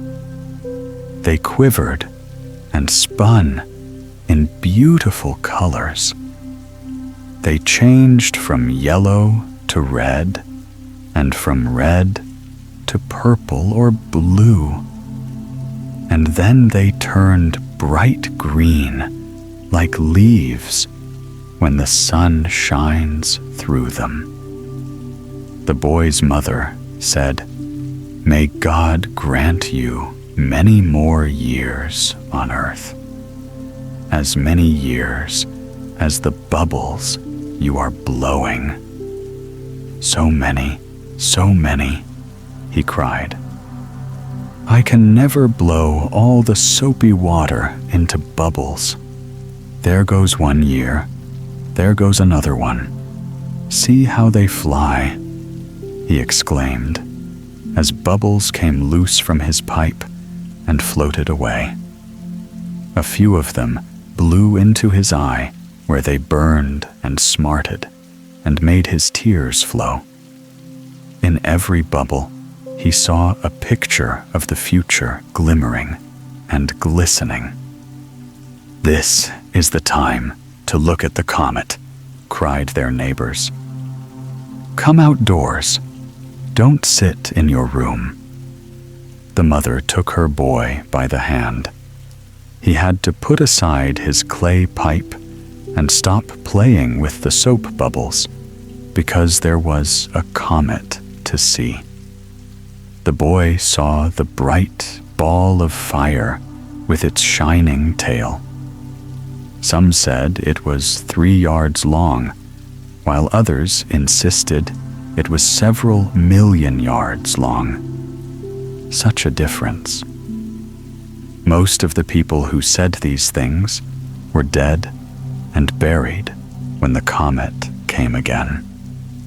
But the little boy toward whom the wood shaving had circled, and of whom his mother thought, "He will soon die," still lived on, though he had grown old, and his hair was white. White hairs are the flowers of age, the saying goes, and he had many such flowers. He was an old schoolmaster. The school children thought him very wise and learned because he knew history and geography and all there is to be known about the heavens and the stars. "Everything comes again," he said. "If you will pay attention to people and events, you will learn that they always come back. There may be 100 years between, or many hundreds of years, but once again we shall see the same character in another coat and in another country." And the schoolmaster then told them about William Tell, who was forced to shoot an apple from his son's head. But before he shot the arrow, he hid another one in his shirt to shoot into the heart of the wicked Gessler. This happened in Switzerland. But many years before, the same thing happened in Denmark to Palnatoke.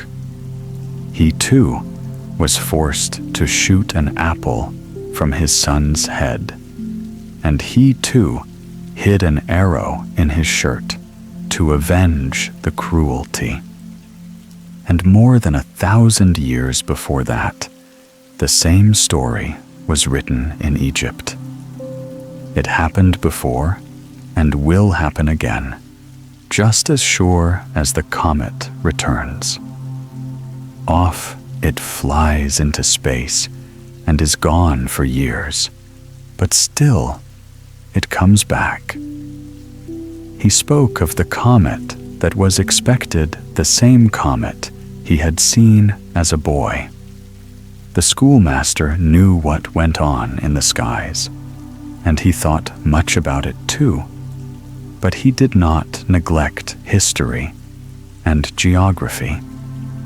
His garden was laid out in the shape of a map of Denmark. In it grew herbs and flowers which flourished in different parts of the land. "Fetch me peas," he said, and they went to the garden bed that represented Laland. "Fetch me buckwheat," he said, and they fetched it from Langeland. Lovely blue gentian was planted in Skagen, and the shining Christ thorn in Silkeborg. Towns and cities were marked with small statues.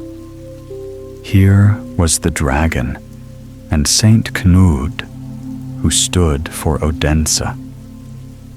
Absalon, with the bishop's staff, stood for Soro. The little boat with oars marked the site of Aarhus. In the schoolmaster's garden, you could learn the geography of Denmark, but first you had to be instructed by him, and that was a pleasure.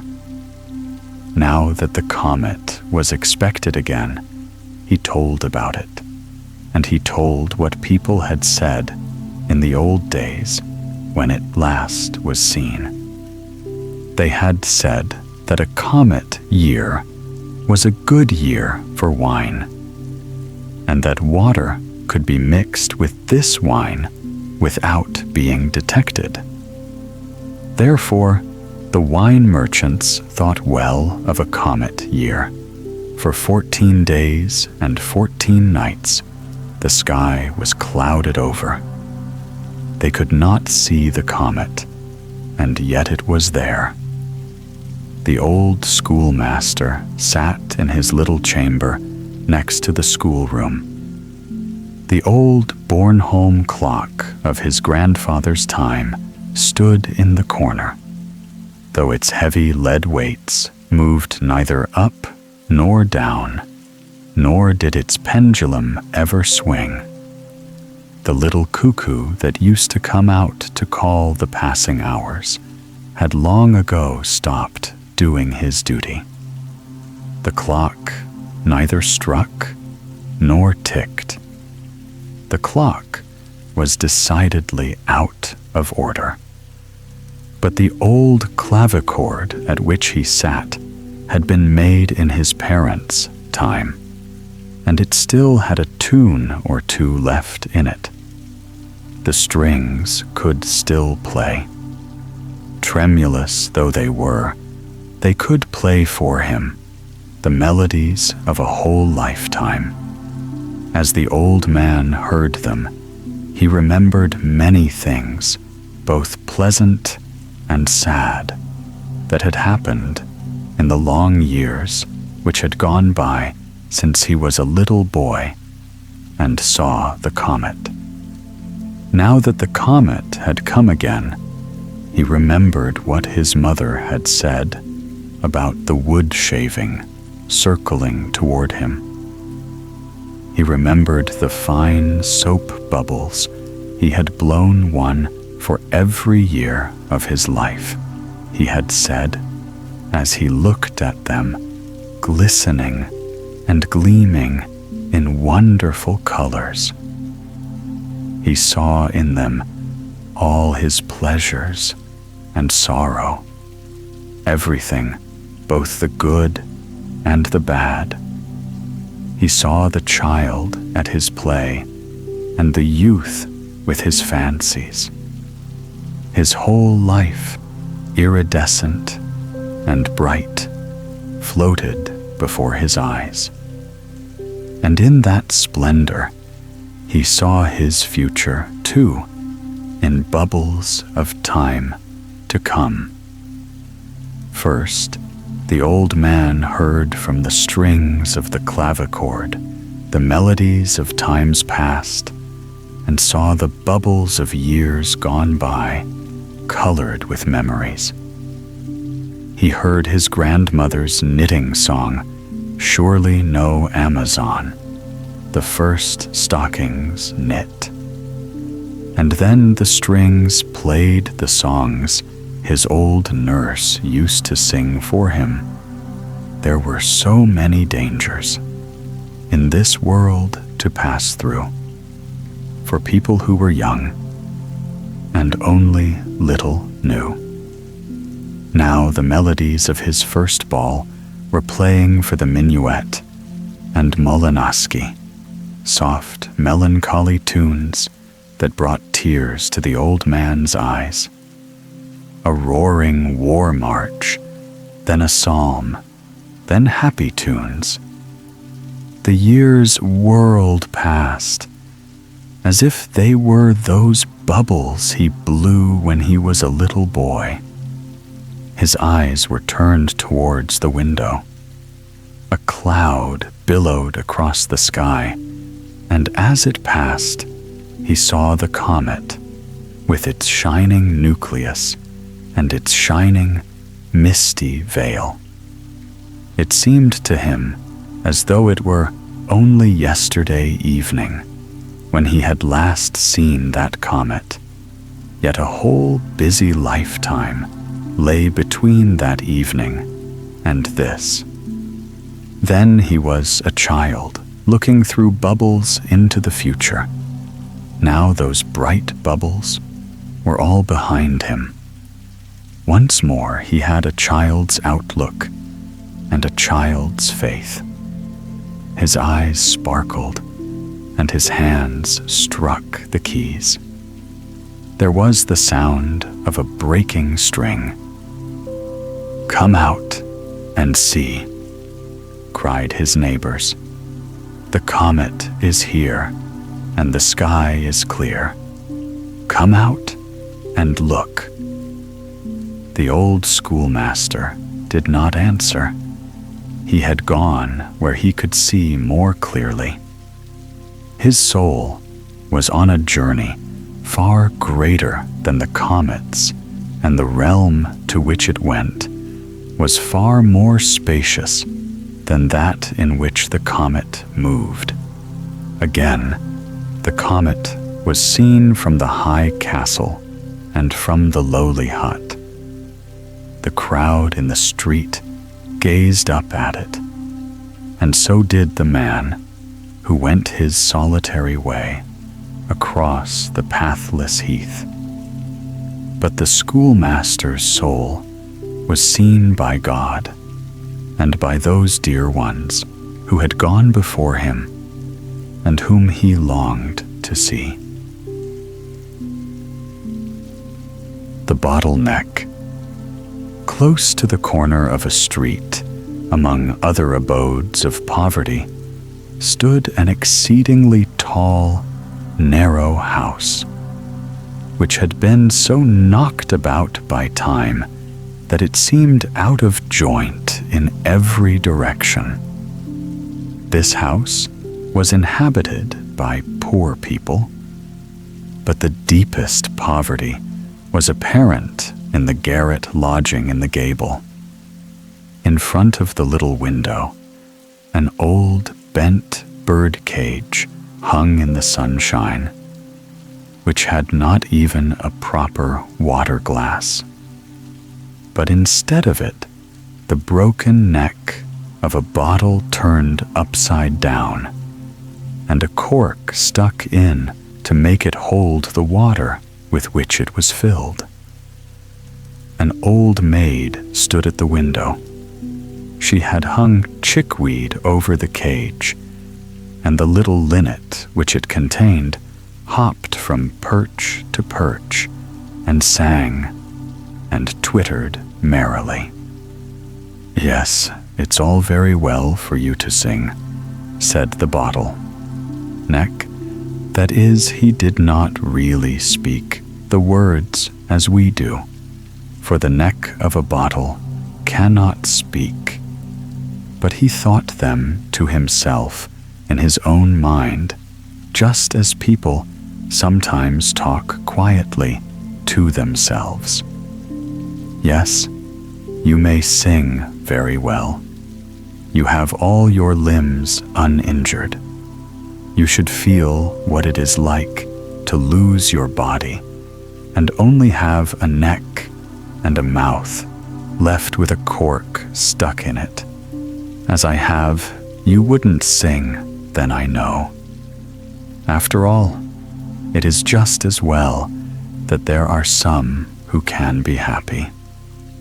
I have no reason to sing, nor could I sing now if I were ever so happy. But when I was a whole bottle and they rubbed me with a cork, didn't I sing? Then I used to be called a complete lark. I remember when I went out to a picnic with the furrier's family on the day his daughter was betrothed. It seems as if it only happened yesterday. I have gone through a great deal in my time. When I come to recollect, I have been in the poor and in the water. I have been deep in the earth and have mounted higher in the air than most other people. And now I am swinging here outside a bird cage in the air and the sunshine. Oh, indeed, it would be worthwhile to hear my history, but I do not speak it aloud for a good reason, because I cannot. Then the bottleneck related his history, which was really rather remarkable. He, in fact, related it to himself, or at least thought it in his own mind. The little bird sang his own song merrily. In the street below, there was driving and running to and fro. Everyone thought of his own affairs, or perhaps of nothing at all. But the bottleneck thought deeply. He thought of the blazing furnace in the factory where he had been blown into life. He remembered how hot it felt when he was placed in the heated oven, the home from which he sprang, and that he had a strong inclination to leap out again directly. But after a while, it became cooler, and he found himself very comfortable. He had been placed in a row with a whole regiment of his brothers and sisters, all brought out of the same furnace. Some of them had certainly been blown into champagne bottles, and others into beer bottles, which made a little difference between them. In the world, it often happens that a beer bottle may contain the most precious wine, and a champagne bottle be filled with blacking. But even in decay, it may always be seen whether a man has been well born. Nobility remains noble, as a champagne bottle remains the same, even with blacking in its interior. When the bottles were packed, our bottle was packed amongst them. It little expected, then, to finish its career as a bottleneck, or to be used as a water glass to a bird's cage, which is, after all, a place of honor, for it is to be of some use in the world. The bottle did not behold the light of day again until it was unpacked with the rest in the wine merchant's cellar, and for the first time rinsed with water, which caused some very curious sensations. There it lay empty and without a cork, and it had a peculiar feeling, as if it wanted something, it knew not what. At last, it was filled with rich and costly wine. A cork was placed in it and sealed down. Then it was labeled first quality, as if it had carried off the first prize at an examination. Besides, the wine and the bottle were both good, and while we are young is the time for poetry. There were sounds of song within the bottle, of things it could not understand, of green, sunny mountains where the vines grow and where the merry vine dressers laugh, sing, and are merry. Ah, how beautiful is life! All these tones of joy and song in the bottle were like the working of a young poet's brain, who often knows not the meaning of the tones which are sounding within him. One morning, the bottle found a purchaser in the furrier's apprentice, who was told to bring one of the best bottles of wine. It was placed in the provision basket, with ham and cheese and sausages. The sweetest fresh butter and the finest bread were put into the basket by the furrier's daughter herself, for she packed it. She was young and pretty. Her brown eyes laughed, and a smile lingered round her mouth, as sweet as that in her eyes. She had delicate hands, beautifully white, and her neck was whiter still. It could easily be seen that she was a very lovely girl, and as yet she was not engaged. The provision basket lay in the lap of the young girl as the family drove out to the forest, and the neck of the bottle peeped out from between the folds of the white napkin. There was the red wax on the cork, and the bottle looked straight at the young girl's face, and also at the face of the young sailor who sat near her.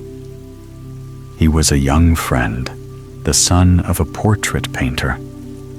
He had lately passed his examination with honor as mate, and the next morning he was to sail in his ship to a distant coast. There had been a great deal of talk on this subject while the basket was being packed, and during this conversation, the eyes and the mouth of the furrier's daughter did not wear a very joyful expression. The young people wandered away into the green wood and talked together. What did they talk about?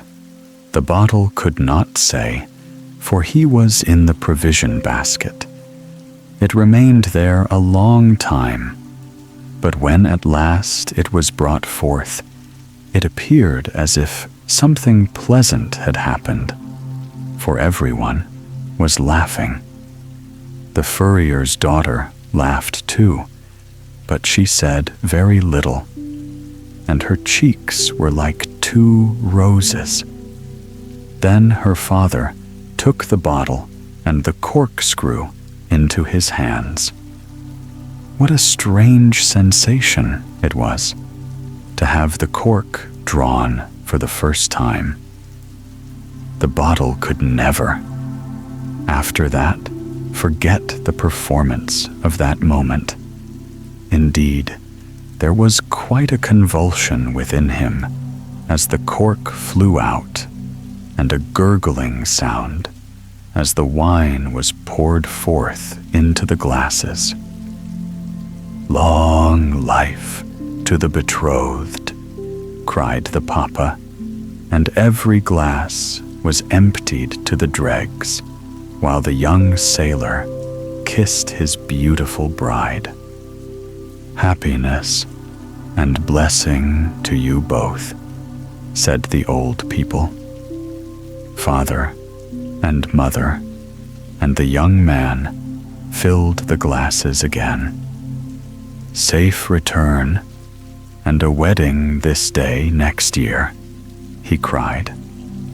And when the glasses were empty, he took the bottle, raised it on high, and said, "Thou hast been present here on the happiest day of my life. Thou shalt never be used by others." So saying, he hurled it high in the air. The furrier's daughter thought she should never see it again, but she was mistaken. It fell among the rushes on the borders of a little woodland lake. The bottle neck remembered well how long it lay there unseen. "I gave them wine, and they gave me muddy water," he had said to himself, "but I suppose it was all well meant." He could no longer see the betrothed couple, nor the cheerful old people, but for a long time he could hear them rejoicing and singing. At length there came by 2 peasant boys who peeped in among the reeds and spied out the bottle. Then they took it up and carried it home with them, so that once more it was provided for. At home, in their wooden cottage, these boys had an elder brother, a sailor, who was about to start on a long voyage. He had been there the day before to say farewell, and his mother was now very busy packing up various things for him to take with him on his voyage. In the evening, his father was going to carry the parcel to the town to see his son once more and take him a farewell greeting from his mother. A small bottle had already been filled with herb tea mixed with brandy and wrapped in a parcel. But when the boys came in, they brought with them a larger and stronger bottle which they had found. This bottle would hold so much more than the little one, and they all said the brandy would be so good for complaints of the stomach, especially as it was mixed with medical herbs. The liquid which they now poured into the bottle was not like the red wine with which it had once been filled. These were bitter drops, but they are of great use sometimes for the stomach. The new large bottle was to go, not the little one, so the bottle once more started on its travels. It was taken on board, for Peter Jensen was one of the crew, the very same ship in which the young mate was to sail. But the mate did not see the bottle. Indeed, if he had, he would not have known it, or supposed it was the one out of which they had drunk to the felicity of the betrothed, and to the prospect of a marriage on his own happy return. Certainly, the bottle no longer poured forth wine, but it contained something quite as good. And so it happened that whenever Peter Jensen brought it out, his messmates gave it the name of the apothecary, for it contained the best medicine to cure the stomach, and he gave it out quite willingly, as long as a drop remained. Those were happy days, and the bottle would sing when rubbed with a cork, and it was called a great lark, Peter Jensen's lark. Long days and months rolled by, during which the bottle stood empty in a corner when a storm arose. Whether on the passage out or home, it could not tell, for it had never been ashore. It was a terrible storm. Great waves arose, darkly heaving and tossing the vessel to and fro. The mainmast was split asunder. The ship sprang a leak, and the pumps became useless, while all around was black as night. At the last moment, when the ship was sinking, the young mate wrote on a piece of paper, "We are going down, God's will be done." Then he wrote the name of his betrothed, his own name, and that of the ship. Then he put the leaf in an empty bottle that happened to be at hand, corked it down tightly, and threw it into the foaming sea. He knew not that it was the very same bottle from which the goblet of joy and hope had once been filled for him, and now it was tossing on the waves with his last greeting and a message from the dead. The ship sank, and the crew sank with her, but the bottle flew on like a bird, for it bore within it a loving letter from a loving heart. And as the sun rose and set, the bottle felt as at the time of its first existence, when in the heated glowing stove it had a longing to fly away. It outlived the storms and the calm it struck against. No rocks was not devoured by sharks, but drifted on for more than a year, sometimes towards the north, sometimes towards the south, just as the current carried it. It was in all other ways its own master, but even of that one may get tired. The written leaf, the last farewell of the bridegroom to his bride, would only bring sorrow when once it reached her hands. But where were those hands, so soft and delicate, which had once spread the tablecloth on the fresh grass in the green wood on the day of her betrothal? Ah, yes. Where was the furrier's daughter, and where was the land which might lie nearest to her home? The bottle knew not, it traveled onward, and at last all this wandering about became wearisome. At all events, it was not its usual occupation, but it had to travel till at length it reached land, a foreign country. Not a word spoken in this country could the bottle understand. It was a language it had never before heard, and it is a great loss not to be able to understand a language. The bottle was fished out of the water and examined on all sides. The little letter contained within it was discovered, taken out, and turned and twisted in every direction. But the people could not understand what was written upon it. They could be quite sure that the bottle had been thrown overboard from a vessel, and that something about it was written on this paper. But what was written That was the question. So the paper was put back into the bottle, and then both were put away in a large cupboard of one of the great houses of the town. Whenever any strangers arrived, the paper was taken out and turned over and over, so that the address, which was only written in pencil, became almost illegible. And at last, no one could distinguish any letters on it at all.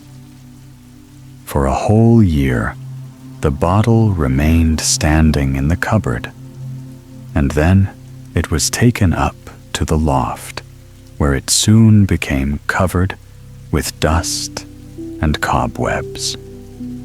Ah, how often then it thought of those better days, of the times when in the fresh, green wood it had poured forth rich wine, or while rocked by the swelling waves, it had carried in its bosom a secret, a letter, a last parting sigh. For full 20 years it stood in the loft, and it might have stayed there longer, but that the house was going to be rebuilt. The bottle was discovered when the roof was taken off. They talked about it, but the bottle did not understand what they said. A language is not to be learnt by living in a loft even for 20 years. If I had been downstairs in the room, thought the bottle, I might have learnt it. It was now washed and rinsed, which process was really quite necessary, and afterwards it looked clean and transparent and felt young again in its old age. But the paper which it had carried so faithfully was destroyed in the washing. They filled the bottle with seeds, though it scarcely knew what had been placed in it. Then they corked it down tightly and carefully wrapped it up. There not even the light of a torch or lantern could reach it, much less the brightness of the sun or moon. And yet, thought the bottle, men go on a journey that they may see as much as possible, and I can see nothing.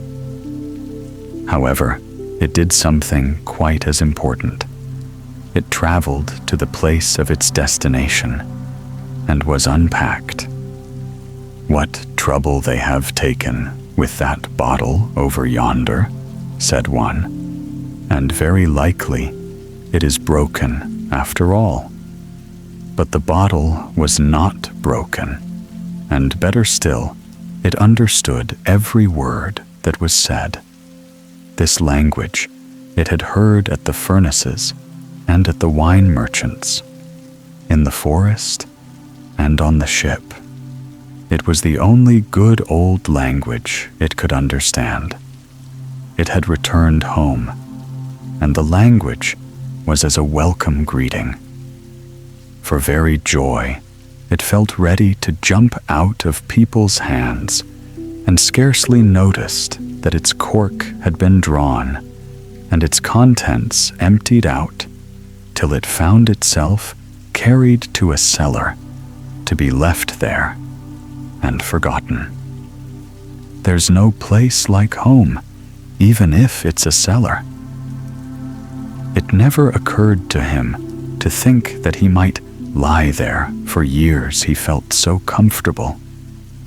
For many long years, he remained in the cellar, till at last some people came to carry away the bottles, and ours amongst the number.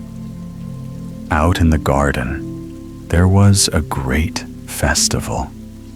Brilliant lamps hung in festoons from tree to tree, and paper lanterns through which the light shone till they looked like transparent tulips. It was a beautiful evening, and the weather mild and clear. The stars twinkled, and the new moon, in the form of a crescent, was surrounded by the shadowy disk of the whole moon, and looked like a gray globe with a golden rim. It was a beautiful sight for those who had good eyes. The illumination extended even to the most retired of the garden walks, at least not so retired that anyone need lose himself there. In the borders were placed bottles, each containing a light, and among them the bottle with which we are acquainted, and whose fate it was one day to be only a bottleneck, and to serve as a water glass to a bird's cage. Everything here appeared lovely to our bottle, for it was again in the green wood amid joy and feasting. Again it heard music and song, and the noise and murmur of a crowd, especially in that part of the garden where the lamps blazed and the paper lanterns displayed their brilliant colors. It stood in a distant walk, certainly, but a place pleasant for contemplation, and it carried a light, and was at once useful and ornamental. In such an hour, it is easy to forget that one has spent 20 years in a loft, and a good thing it is to be able to do so. Close before the bottle passed a single pair, like the bridal pair, the mate and the furrier's daughter, who had so long ago wandered in the wood. It seemed to the bottle as if he were living that time over again. Not only the guests, but other people were walking in the garden, who were allowed to witness the splendor and the festivities. Among the latter came an old maid, who seemed to be quite alone in the world. She was thinking, like the bottle, of the green wood, and of a young betrothed pair who were closely connected with herself. She was thinking of that hour, the happiest of her life, in which she had taken part, when she had herself been one of that betrothed pair.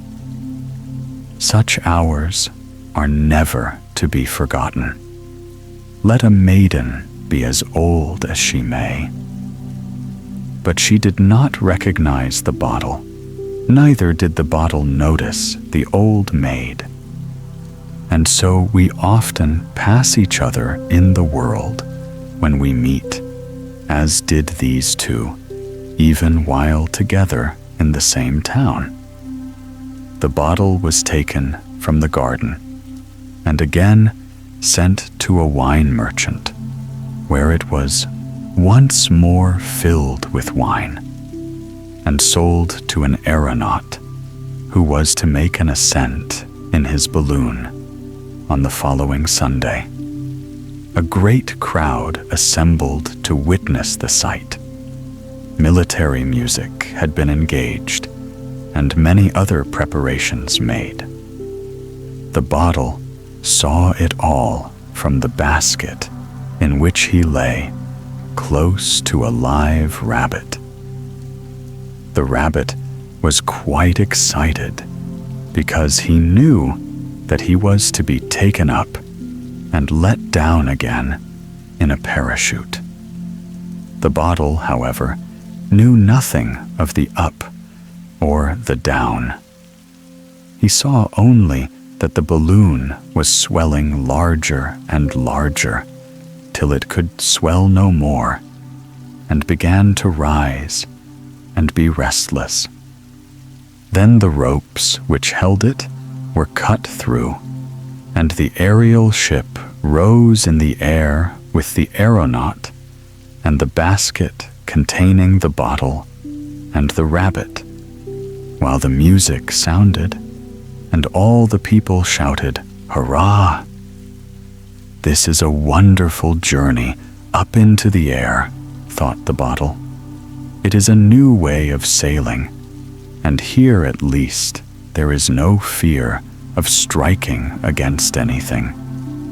Thousands of people gazed at the balloon, and the old maid, who was in the garden, saw it also. For she stood at the open window of the garret, by which hung the cage containing the linnet, who then had no water glass, but was obliged to be contented with an old cup. In the window sill stood a myrtle in a pot, and this had been pushed a little on one side, that it might not fall out. For the old maid was leaning out of the window that she might see. And she did see distinctly the aeronaut in the balloon, and how he let down the rabbit in the parachute, and then drank to the health of all the spectators in the wine from the bottle. After doing this, he hurled it high into the air. How little she thought that this was the very same bottle which her friend had thrown aloft in her honor on that happy day of rejoicing in the green wood in her youthful days. The bottle had no time to think when raised so suddenly, and before it was aware, it reached the highest point it had ever attained in its life. Steeples and roofs lay far, far beneath it, and the people looked as tiny as possible. Then it began to descend much more rapidly than the rabbit had done, made somersaults in the air, and felt itself quite young and unfettered, although it was half full of wine. But this did not last long. What a journey it was! All the people could see the bottle, for the sun shone upon it. The balloon was already far away, and very soon the bottle was far away also, for it fell upon a roof and broke in pieces. But the pieces had got such an impetus in them that they could not stop themselves. They went jumping and rolling about, till at last they fell into the courtyard, and were broken into still smaller pieces. Only the neck of the bottle managed to keep whole, and it was broken off as clean as if it had been cut with a diamond. "That would make a capital bird's glass," said one of the cellarmen. But none of them had either a bird or a cage, and it was not to be expected they would provide one just because they had found a bottleneck that could be used as a glass. But the old maid who lived in the garret had a bird, and it really might be useful to her. So the bottleneck was provided with a cork and taken up to her. And as it often happens in life, the part that had been uppermost was now turned downwards, and it was filled with fresh water. Then they hung it in the cage of the little bird, who sang and twittered more merrily than ever. "Ah, you have good reason to sing," said the bottleneck, which was looked upon as something very remarkable because it had been in a balloon. Nothing further was known of its history. As it hung there in the bird's cage, it could hear the noise and murmur of the people in the street below, as well as the conversation of the old maid in the room within. An old friend had just come to visit her, and they talked not about the bottleneck, but of the myrtle in the window. "No, you must not spend $1 for your daughter's bridal bouquet," said the old maid. "You shall have a beautiful little bunch for a nosegay full of blossoms. Do you see how splendidly the tree has grown? It has been raised from only a little sprig of myrtle that you gave me on the day after my betrothal, and from which I was to make my own bridal bouquet when a year had passed, but that day never came. The eyes were closed, which were to have been my light and joy through life. In the depths of the sea, my beloved sleeps sweetly. The myrtle has become an old tree, and I am a still older woman. Before the sprig you gave me faded, I took a spray and planted it in the earth. And now, as you see, it has become a large tree, and a bunch of the blossoms shall at last appear at a wedding festival in the bouquet of your daughter." There were tears in the eyes of the old maid as she spoke of the beloved of her youth and of their betrothal in the wood. Many thoughts came into her mind, but the thought never came that quite close to her, in that very window, was a remembrance of those olden times. The neck of the bottle, which had, as it were, shouted for joy when the cork flew out with a bang on the betrothal day. But the bottle neck did not recognize the old maid. He had not been listening to what she had related, perhaps because he was thinking so much about her. The Moneybox. In a nursery, where a number of toys lay scattered about, a money box stood on the top of a very high wardrobe. It was made of clay in the shape of a pig and had been bought of the potter. In the back of the pig was a slit, and this slit had been enlarged with a knife so that dollars or crown pieces might slip through.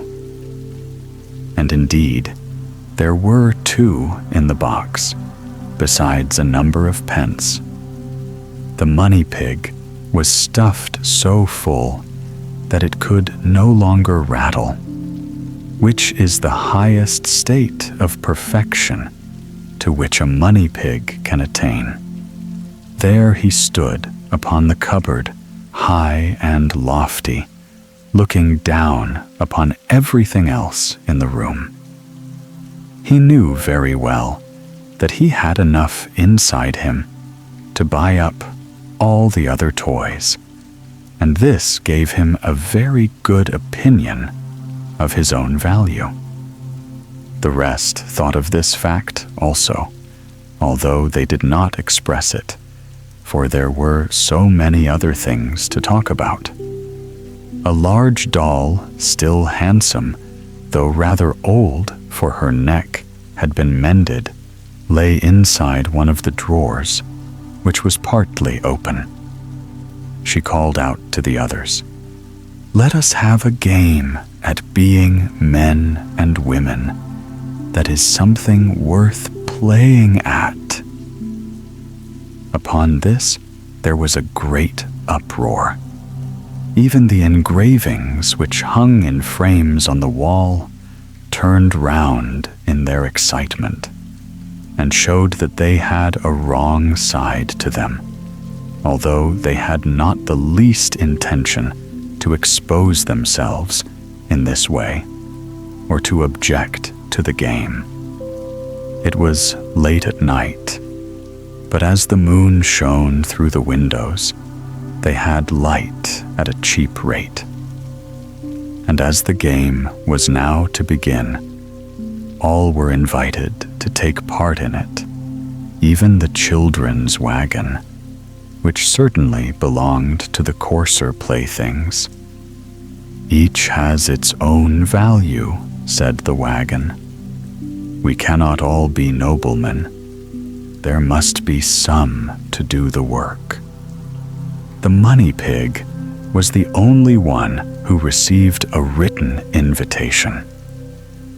He stood so high that they were afraid he would not accept a verbal message. But in his reply, he said if he had to take a part, he must enjoy the sport from his own home. They were to arrange for him to do so. And so they did. The little toy theater was therefore put up in such a way that the money pig could look directly into it. Some wanted to begin with a comedy, and afterwards to have a tea party and a discussion for mental improvement. But they commenced with the latter first. The rocking horse spoke of training and races, the wagon of railways, and steam power for these subjects belonged to each of their professions, and it was right they should talk of them.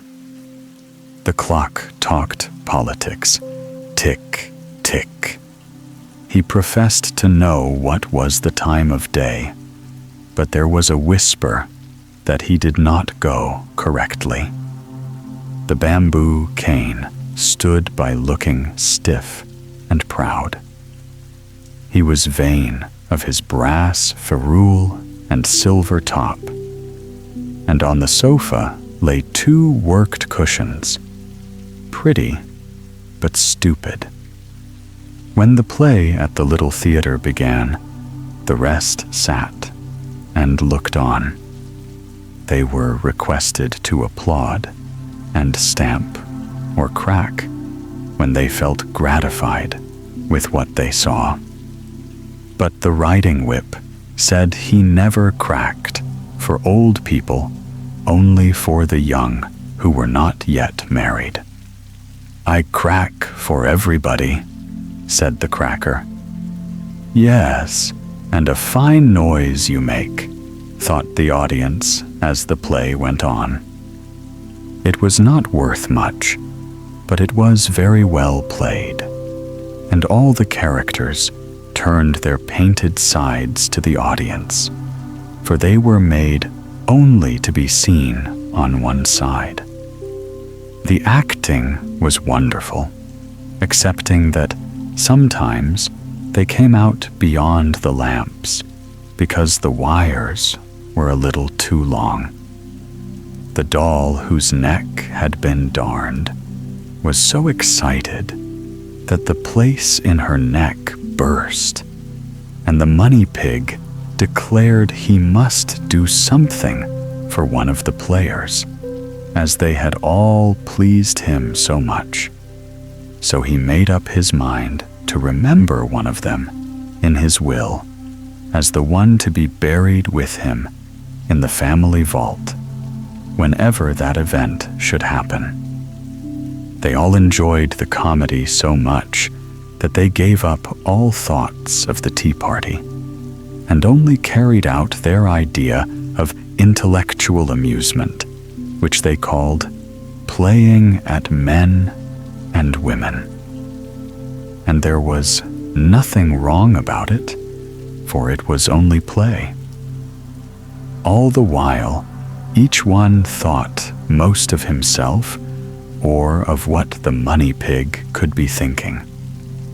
His thoughts were on, as he supposed, a very distant time of making his will, and of his burial, and of when it might all come to pass.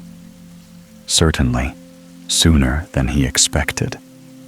For all at once, down he came from the top of the press, fell on the ground, and was broken to pieces.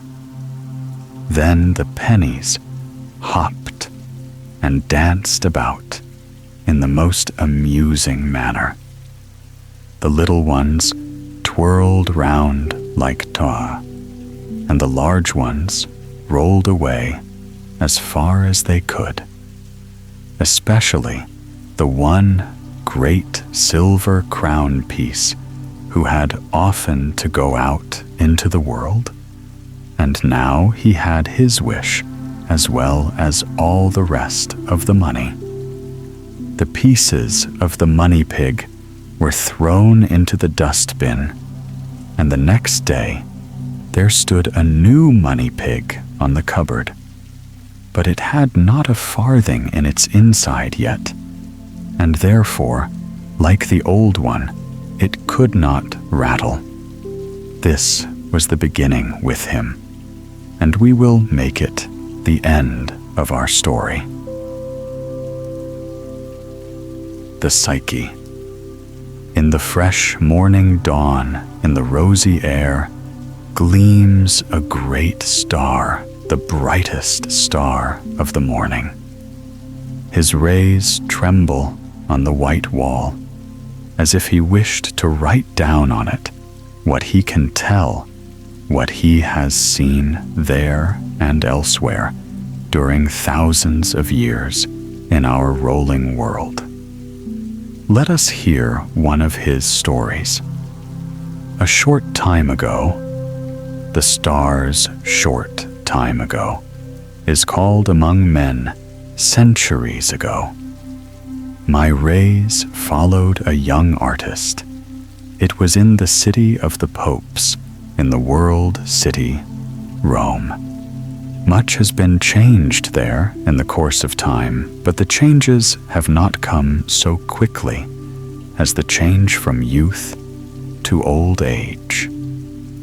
Then already the palace of the Caesars was a ruin as it is now. Fig trees and laurels grew among the fallen marble columns, and in the desolate bathing halls, where the gilding still clings to the wall. The Colosseum was a gigantic ruin. The church bells sounded the incense, sent up its fragrant cloud, and through the streets marched processions with flaming tapers and glowing canopies. Holy Church was there, and art was held as a high and holy thing. In Rome lived the greatest painter in the world, Raphael. There also dwelt the first of sculptors, Michelangelo. Even the Pope paid homage to these two and honored them with a visit. Art was recognized and honored, and was rewarded also. But for all that, everything great and splendid was not seen and known. In a narrow lane stood an old house. Once it had been a temple. A young sculptor now dwelt there. He was young and quite unknown. He certainly had friends, young artists like himself, young in spirit, young in hopes and thoughts. They told him he was rich in talent and an artist, but that he was foolish for having no faith in his own power. For he always broke what he had fashioned out of clay and never completed anything. And a work must be completed if it is to be seen and to bring money. You are a dreamer, they went on to say to him, and that's your misfortune. But the reason of this is that you have never lived. You have never tasted life. You have never enjoyed it in great, wholesome draughts as it ought to be enjoyed. In youth, one must mingle one's own personality with life that they may become one.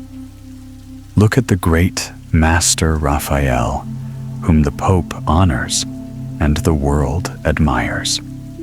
He's no despiser of wine and bread. And he even appreciates the baker's daughter. The pretty Fornerina, added Angelo, one of the merriest of the young friends. Yes, they said a good many things of the kind according to their age and their reason. They wanted to draw the young artist out with them into the merry wild life, the mad life, as it might also be called. And at certain times, he felt an inclination for it. He had warm blood, a strong imagination, and could take part in the merry chat and laugh aloud with the rest. But what they called Raphael's merry life disappeared before him like a vapor when he saw the divine radiance that beamed forth from the pictures of the great master. And when he stood in the Vatican before the forms of beauty, which the masters had hewn out of marble thousands of years since his breast swelled, and he felt within himself something high, something holy, something elevating, great and good. And he wished that he could produce similar forms from the blocks of marble. He wished to make a picture of that which was within him, stirring upward from his heart to the realms of the infinite. But how and in what form the soft clay was fashioned under his fingers into forms of beauty. But the next day he broke what he had fashioned, according to his wont. One day he walked past one of those rich palaces, of which Rome has many to show. He stopped before the great open portal and beheld a garden surrounded by cloistered walks. The garden bloomed with a goodly show of the fairest roses, great white lilies with green juicy leaves shot upward from the marble basin in which the clear water was splashing, and a form glided past the daughter of the princely house, graceful, delicate, and wonderfully fair. Such a form of female loveliness he had never before beheld. Yet stay, he had seen it painted by Raphael, painted as a Psyche in one of the Roman palaces. Yes, there it had been painted, but here it passed by him in living reality. The remembrance lived in his thoughts, in his heart. He went home to his humble room and modeled a Psyche of clay. It was the rich, young Roman girl, the noble maiden. And for the first time, he looked at his work with satisfaction. It had a meaning for him, for it was she. And the friends who saw his work shouted aloud for joy. They declared that this work was a manifestation of his artistic power, of which they had long been aware. and that now the world should be made aware of it too. The clay figure was lifelike and beautiful, but it had not the whiteness or the durability of marble. So they declared that the Psyche must henceforth live in marble. He already possessed a costly block of that stone. It had been lying for years, the property of his parents, in the courtyard. Fragments of glass, climbing weeds, and remains of artichokes had gathered about it and sullied its purity. But under the surface, the block was as white as the mountain snow, and from this block the Psyche was to arise. Now it happened one morning. The bright star tells nothing about this, but we know it occurred, that a noble Roman company came into the narrow lane. The carriage stopped at the top of the lane, and the company proceeded on foot towards the house to inspect the young sculptor's work, for they had heard him spoken of by chance. And who were these distinguished guests? Poor young man, or fortunate young man he might be called. The noble young lady stood in the room and smiled radiantly when her father said to her, "It is your living image." That smile could not be copied any more than the look could be reproduced, the wonderful look which she cast upon the young artist. It was a fiery look that seemed at once to elevate and to crush him. "The Psyche must be executed in marble," said the wealthy patrician. And those were words of life for the dead clay and the heavy block of marble, and words of life likewise for the deeply moved artist. "When the work is finished, I will purchase it," continued the rich noble. A new era seemed to have arisen in the poor studio. Life and cheerfulness gleamed there, and busy industry plied its work. The beaming morning star beheld how the work progressed. The clay itself seemed inspired since she had been there, and molded itself in heightened beauty to a likeness of the well-known features. "Now I know what life is," cried the artist rejoicingly. "It is love. It is the lofty abandonment of self for the dawning of the beautiful in the soul. What my friends call life and enjoyment is a passing shadow. It is like bubbles among seething dregs, not the pure heavenly wine that consecrates us to life."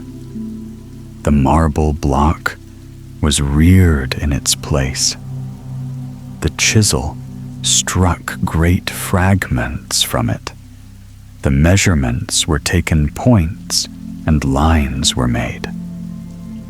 The mechanical part was executed till gradually the stone assumed a human female form, a shape of beauty, and became converted into the Psyche fair and glorious, a divine being in human shape. The heavy stone appeared as a gliding, dancing, airy Psyche, with the heavenly, innocent smile, the smile that had mirrored itself in the soul of the young artist. The star of the roseate dawn beheld and understood what was stirring within the young man, and could read the meaning of the changing color of his cheek, of the light that flashed from his eye as he stood busily working, reproducing what had been put into his soul from above. "Thou art a master, like those masters among the ancient Greeks," exclaimed his delighted friends. "Soon shall the whole world admire thy Psyche." "My Psyche," he repeated. "Yes, mine. She must be mine. I too am an artist, like those great men who are gone. Providence has granted me the boon and has made me the equal of that lady of noble birth." And he knelt down and breathed a prayer of thankfulness to heaven. And then he forgot heaven for her sake, for the sake of her picture in stone, for her Psyche, which stood there as if formed of snow, blushing in the morning dawn. He was to see her in reality, the living, graceful Psyche, whose words sounded like music in his ears. He could now carry the news into the rich palace that the marble Psyche was finished. He betook himself thither, strode through the open courtyard, where the waters ran splashing from the dolphins' jaws into the marble basins, where the snowy lilies and the fresh roses bloomed in abundance. He stepped into the great, lofty hall, whose walls and ceilings shone with gilding and bright colors and heraldic devices. Gaily dressed serving men, adorned with trappings like sleigh horses, walked to and fro, and some reclined at their ease upon the carved oak seats, as if they were the masters of the house. He told them what had brought him to the palace, and was conducted up the shining marble staircase, covered with soft carpets and adorned with many a statue. Then he went on through richly furnished chambers, over mosaic floors, amid gorgeous pictures. All this pomp and luxury seemed to weary him, but soon he felt relieved, for the princely old master of the house received him most graciously, almost heartily.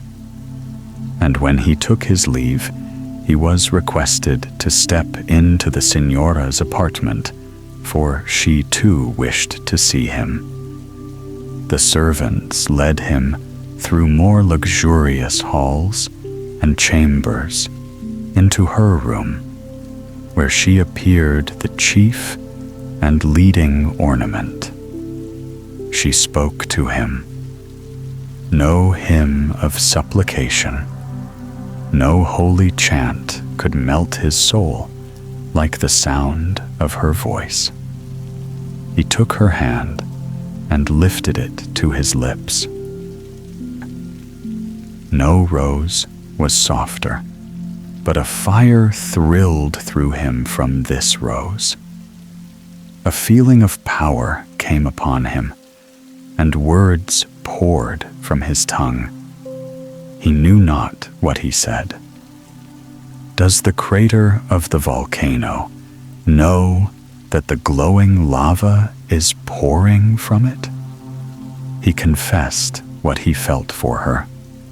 She stood before him, astonished, offended, proud, with contempt in her face, an expression of disgust, as if she had suddenly touched a cold, unclean reptile. Her cheeks reddened, her lips grew white, and her eyes flashed fire, though they were dark as the blackness of night. "Madman," she cried, "away, begone, and she turned her back upon him. Her beautiful face wore an expression like that of the stony countenance with the snaky locks. Like a stricken, fainting man, he tottered down the staircase and out into the street. Like a man walking in his sleep, he found his way back to his dwelling. Then he woke up to madness and agony and seized his hammer, swung it high in the air, and rushed forward to shatter the beautiful marble image. But in his pain, he had not noticed that his friend Angelo stood beside him. And Angelo held back his arm with a strong grasp, crying, "Are you mad? What are you about?" They struggled together. Angelo was the stronger, and with a deep sigh of exhaustion, the young artist threw himself into a chair. "What has happened?" asked Angelo. "Command yourself. Speak." But what could he say? How could he explain? And as Angelo could make no sense of his friend's incoherent words, he forbore to question him further, and merely said, "Your blood grows thick from your eternal dreaming. Be a man as all others are, and don't go on living in ideals, for that is what drives men crazy. A jovial feast will make you sleep quietly and happily. Believe me, the time will come when you will be old, and your sinews will shrink, and then on some fine, sunshiny day, when everything is laughing and rejoicing, you will lie there a faded plant that will grow no more. I do not live in dreams, but in reality. Come with me. Be a man." And he drew the artist away with him. At this moment, he was able to do so, for a fire ran in the blood of the young sculptor. A change had taken place in his soul. He felt a longing to tear from the old, the accustomed, to forget, if possible, his own individuality. And therefore, it was that he followed Angelo. In an out-of-the-way suburb of Rome lay a tavern much visited by artists. It was built on the ruins of some ancient baths. The great yellow citrons hung down among the dark, shining leaves and covered a part of the old reddish-yellow walls. The tavern consisted of a vaulted chamber, almost like a cavern in the ruins. A lamp burned there before the picture of the Madonna. A great fire gleamed on the hearth, and roasting and boiling was going on there. Without, under the citron trees and laurels, stood a few covered tables. The two artists were received by their friends with shouts of welcome. Little was eaten, but much was drunk, and the spirits of the company rose. Songs were sung, and ditties were played on the guitar. Presently, the saltarello sounded, and the merry dance began. Two young Roman girls who sat as models to the artists took part in the dance and in the festivity. Two charming bacchantes were they, certainly not Psyches, not delicate, beautiful roses, but fresh, hardy, glowing carnations. How hot it was on that day. Even after sundown, it was hot. There was fire in the blood fire in every glance, fire everywhere. The air gleamed with gold and roses, and life seemed like gold and roses. "At last you have joined us for once," said his friends. "Now, let yourself be carried by the waves within and around you." "Never yet have I felt so well, so merry," cried the young artist. "You are right. You are all of you right. I was a fool, a dreamer. Man belongs to reality and not to fancy." With songs and with sounding guitars, the young people returned that evening from the tavern through the narrow streets. The two glowing carnations, daughters of the Campagna, went with them. In Angelo's room, among a litter of colored sketches, studies, and glowing pictures, the voices sounded mellower, but not less merrily. On the ground lay many a sketch that resembled the daughters of the Campagna in their fresh, hearty comeliness, but the two originals were far handsomer than their portraits. All the burners of the six-armed lamp flared and flamed, and the human flamed up from within and appeared in the glare as if it were divine. "Apollo Jupiter, I feel myself raised to our heaven. To your glory, I feel as if the blossom of life were unfolding itself in my veins at this moment. Yes, the blossom unfolded itself and then burst and fell, and an evil vapor arose from it, blinding the sight, leading astray the fancy. The firework of the senses went out, and it became dark. He was again in his own room. There he sat down on his bed and collected his thoughts. Fie on thee. These were the words that sounded out of his mouth from the depths of his heart. Wretched man, go be gone.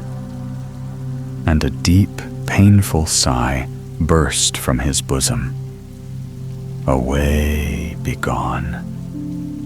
These her words, the words of the living Psyche, echoed through his heart, escaped from his lips. He buried his head in the pillows. His thoughts grew confused, and he fell asleep. In the morning dawn, he started up and collected his thoughts anew. What had happened? Had all the past been a dream? The visit to her, the feast at the tavern, the evening with the purple carnations of the Campagna. No, it was all real. A reality he had never before experienced. In the purple air gleamed the bright star, and its beams fell upon him and upon the marble Psyche. He trembled as he looked at that picture of immortality, and his glance seemed impure to him. He threw the cloth over the statue and then touched it once more to unveil the form. But he was not able to look again at his own work. Gloomy quiet, absorbed in his own thoughts, he sat there through the long day. He heard nothing of what was going on around him, and no man guessed what was passing in this human soul. And days and weeks went by, but the nights passed more slowly than the days. The flashing star beheld him one morning as he rose pale and trembling with fever from his sad couch. Then he stepped towards the statue, threw back the covering, took one long, sorrowful gaze at his work, and then, almost sinking beneath the burden, he dragged the statue out into the garden. In that place was an old dry well, now nothing but a hole. Into this he cast the Psyche, threw earth in above her, and covered up the spot with twigs and nettles. Away begone. Such was the short epitaph he spoke. The star beheld all this from the pink morning sky, and its beam trembled upon two great tears upon the pale, feverish cheeks of the young man. And soon it was said that he was sick unto death, and he lay stretched upon a bed of pain. The convent, Brother Ignatius, visited him as a physician and a friend, and brought him words of comfort, of religion, and spoke to him of the peace and happiness of the Church, of the sinfulness of man, of rest and mercy to be found in heaven. And the words fell like warm sunbeams upon a teeming soil. The soil smoked and sent up clouds of mist. Fantastic pictures, pictures in which there was reality. And from these floating islands, he looked across at human life. He found it vanity and delusion. And vanity and delusion it had been to him.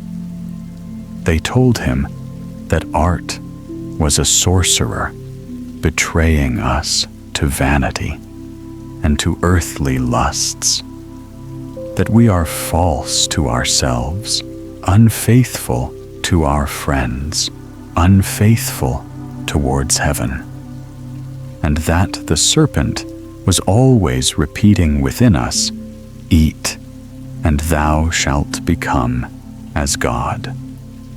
And it appeared to him as if now for the first time he knew himself and had found the way that leads to truth and to peace. In the Church was the light and the brightness of God. In the monk's cell, he should find the rest through which the tree of human life might grow on into eternity. Brother Ignatius strengthened his longings, and the determination became firm within him. A child of the world became a servant of the Church. The young artist renounced the world and retired into the cloister. The brothers came forward affectionately to welcome him, and his inauguration was as a Sunday feast. Heaven seemed to him to dwell in the sunshine of the Church, and to beam upon him from the holy pictures and from the cross. And when in the evening, at the sunset hour, he stood in his little cell, and opening the window, looked out upon old Rome, upon the desolated temples, and the great dead Colosseum, when he saw all this in its spring garb, when the acacias bloomed and the ivy was fresh, and roses burst forth everywhere. And the citron and orange were in the height of their beauty, and the palm trees waved their branches. Then he felt a deeper emotion than had ever yet thrilled through him. The quiet, open campagna spread itself forth towards the blue snow-covered mountains, which seemed to be painted in the air, all the outlines melting into each other, breathing peace and beauty, floating, dreaming, and all appearing like a dream. Yes, this world was a dream, and the dream lasts for hours and may return for hours. But convent life is a life of years, long years, and many years. From within comes much that renders men sinful and impure. He fully realized the truth of this. What flames arose up in him at times. What a source of evil of that which we would not welled up continually. He mortified his body, but the evil came from within. One day, after the lapse of many years, he met Angelo, who recognized him. "Man," exclaimed Angelo. "Yes, it is. Thou art thou happy. Now, thou hast sinned against God, and cast away his boon from thee, hast neglected thy mission in this world. Read the parable of the entrusted talent. The master who spoke that parable spoke the truth. What hast thou gained? What hast thou found? Dost thou not fashion for thyself a religion and a dreamy life after thine own idea, as almost all do? Suppose all this is a dream, a fair delusion. Get thee away from me, Satan," said the monk, and he quitted Angelo. There is a devil, a personal devil. This day I have seen him, said the monk to himself. Once I extended a finger to him, and he took my whole hand. But now, he sighed, the evil is within me, and it is in yonder man. But it does not bow him down. He goes abroad with head erect and enjoys his comfort. And I grasped at comfort in the consolations of religion. If it were nothing but a consolation, supposing everything here were like the world I have quitted, only a beautiful fancy, a delusion, like the beauty of the evening clouds, like the misty blue of the distant hills. When you approach them, they are very different. O eternity, thou actest like the great calm ocean that beckons us and fills us with expectation. And when we embark upon thee, we sink, disappear, and cease to be. Delusion away with it, begone. And tearless, but sunk in bitter reflection, he sat upon his hard couch, and then knelt down. Before whom? Before the stone cross fastened to the wall. No, it was only habit that made him take this position. The more deeply he looked into his own heart, the blacker did the darkness seem. Nothing within, nothing without. This life squandered and cast away, and this thought rolled and grew like a snowball until it seemed to crush him. I can confide my griefs to none. I may speak to none of the gnawing worm within. My secret is my prisoner. If I let the captive escape, I shall be his, and the godlike power that dwelt within him suffered and strove. O Lord, my Lord, he cried in his despair, be merciful and grant me faith. I threw away the gift thou hadst vouchsafed to me. I left my mission unfulfilled. I lacked strength, and strength thou didst not give me. Immortality, the Psyche in my breast, away with it. It shall be buried like that Psyche, the best gleam of my life. Never will it arise out of its grave. The star glowed in the roseate air, the star that shall surely be extinguished and pass away while the soul still lives on. Its trembling beam fell upon the white wall, but it wrote nothing. Thereupon, being made perfect in God, nothing of the hope of mercy, of the reliance on the divine love that thrills through the heart of the believer. The Psyche within can never die. Shall it live in consciousness? Can the incomprehensible happen? Yes, yes. My being is incomprehensible. Thou art unfathomable. O Lord, thy whole world is incomprehensible, a wonderwork of power, of glory, and of love. His eyes gleamed and then closed in death. The tolling of the church bell was the last sound that echoed above him, above the dead man.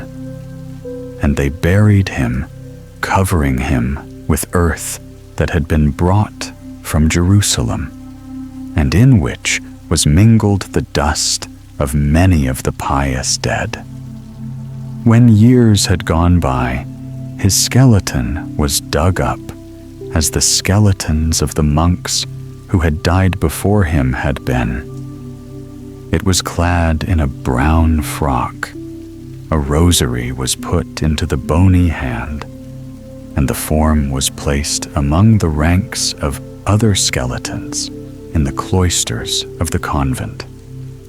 And the sun shone without, while within the censers were waved, and the Mass was celebrated. And years rolled by. The bones fell asunder and became mingled with others. Skulls were piled up till they formed an outer wall around the church. And there lay also his head in the burning sun, for many dead were there, and no one knew their names. And his name was forgotten also. And see, something was moving in the sunshine, in the sightless, cavernous eyes. What might that be? A sparkling lizard moved about in the skull, gliding in and out through the sightless holes. The lizard now represented all the life left in that head, in which once great thoughts, bright dreams, the love of art and of the glorious had arisen, whence hot tears had rolled down, where hope and immortality had had their being. the lizard sprang away and disappeared, and the skull itself crumbled to pieces and became dust among dust. Centuries passed away. The bright star gleamed unaltered, radiant, and large as it had gleamed for thousands of years, and the air glowed red with tints fresh as roses, crimson like blood. There where once had stood the narrow lane containing the ruins of the temple, a nunnery was now built. A grave was being dug in the convent garden for a young nun who had died and was to be laid in the earth this morning. The spade struck against a hard substance. It was a stone that shone dazzling white. A block of marble soon appeared. A rounded shoulder was laid bare, and now the spade was plied with a more careful hand, and presently a female head was seen, and butterflies' wings. Out of the grave in which the young nun was to be laid, they lifted in the rosy morning a wonderful statue of a Psyche, carved in white marble. "How beautiful! How perfect it is!" cried the spectators. "A relic of the best period of art." And who would the sculptor have been? No one knew. No one remembered him, except the bright star that had gleamed for thousands of years. The star had seen the course of that life on earth, and knew of the man's trials, of his weakness. In fact, that he had been but human. The man's life had passed away. His dust had been scattered abroad, as dust is destined to be. But the result of his noblest striving, the glorious work that gave token of the divine element within him, the Psyche that never dies, that lives beyond posterity. The brightness even of this earthly Psyche remained here after him, and was seen and acknowledged and appreciated. The bright morning star in the roseate air threw its glancing ray downward upon the Psyche, and upon the radiant countenances of the admiring spectators, who here beheld the image of the soul portrayed in marble.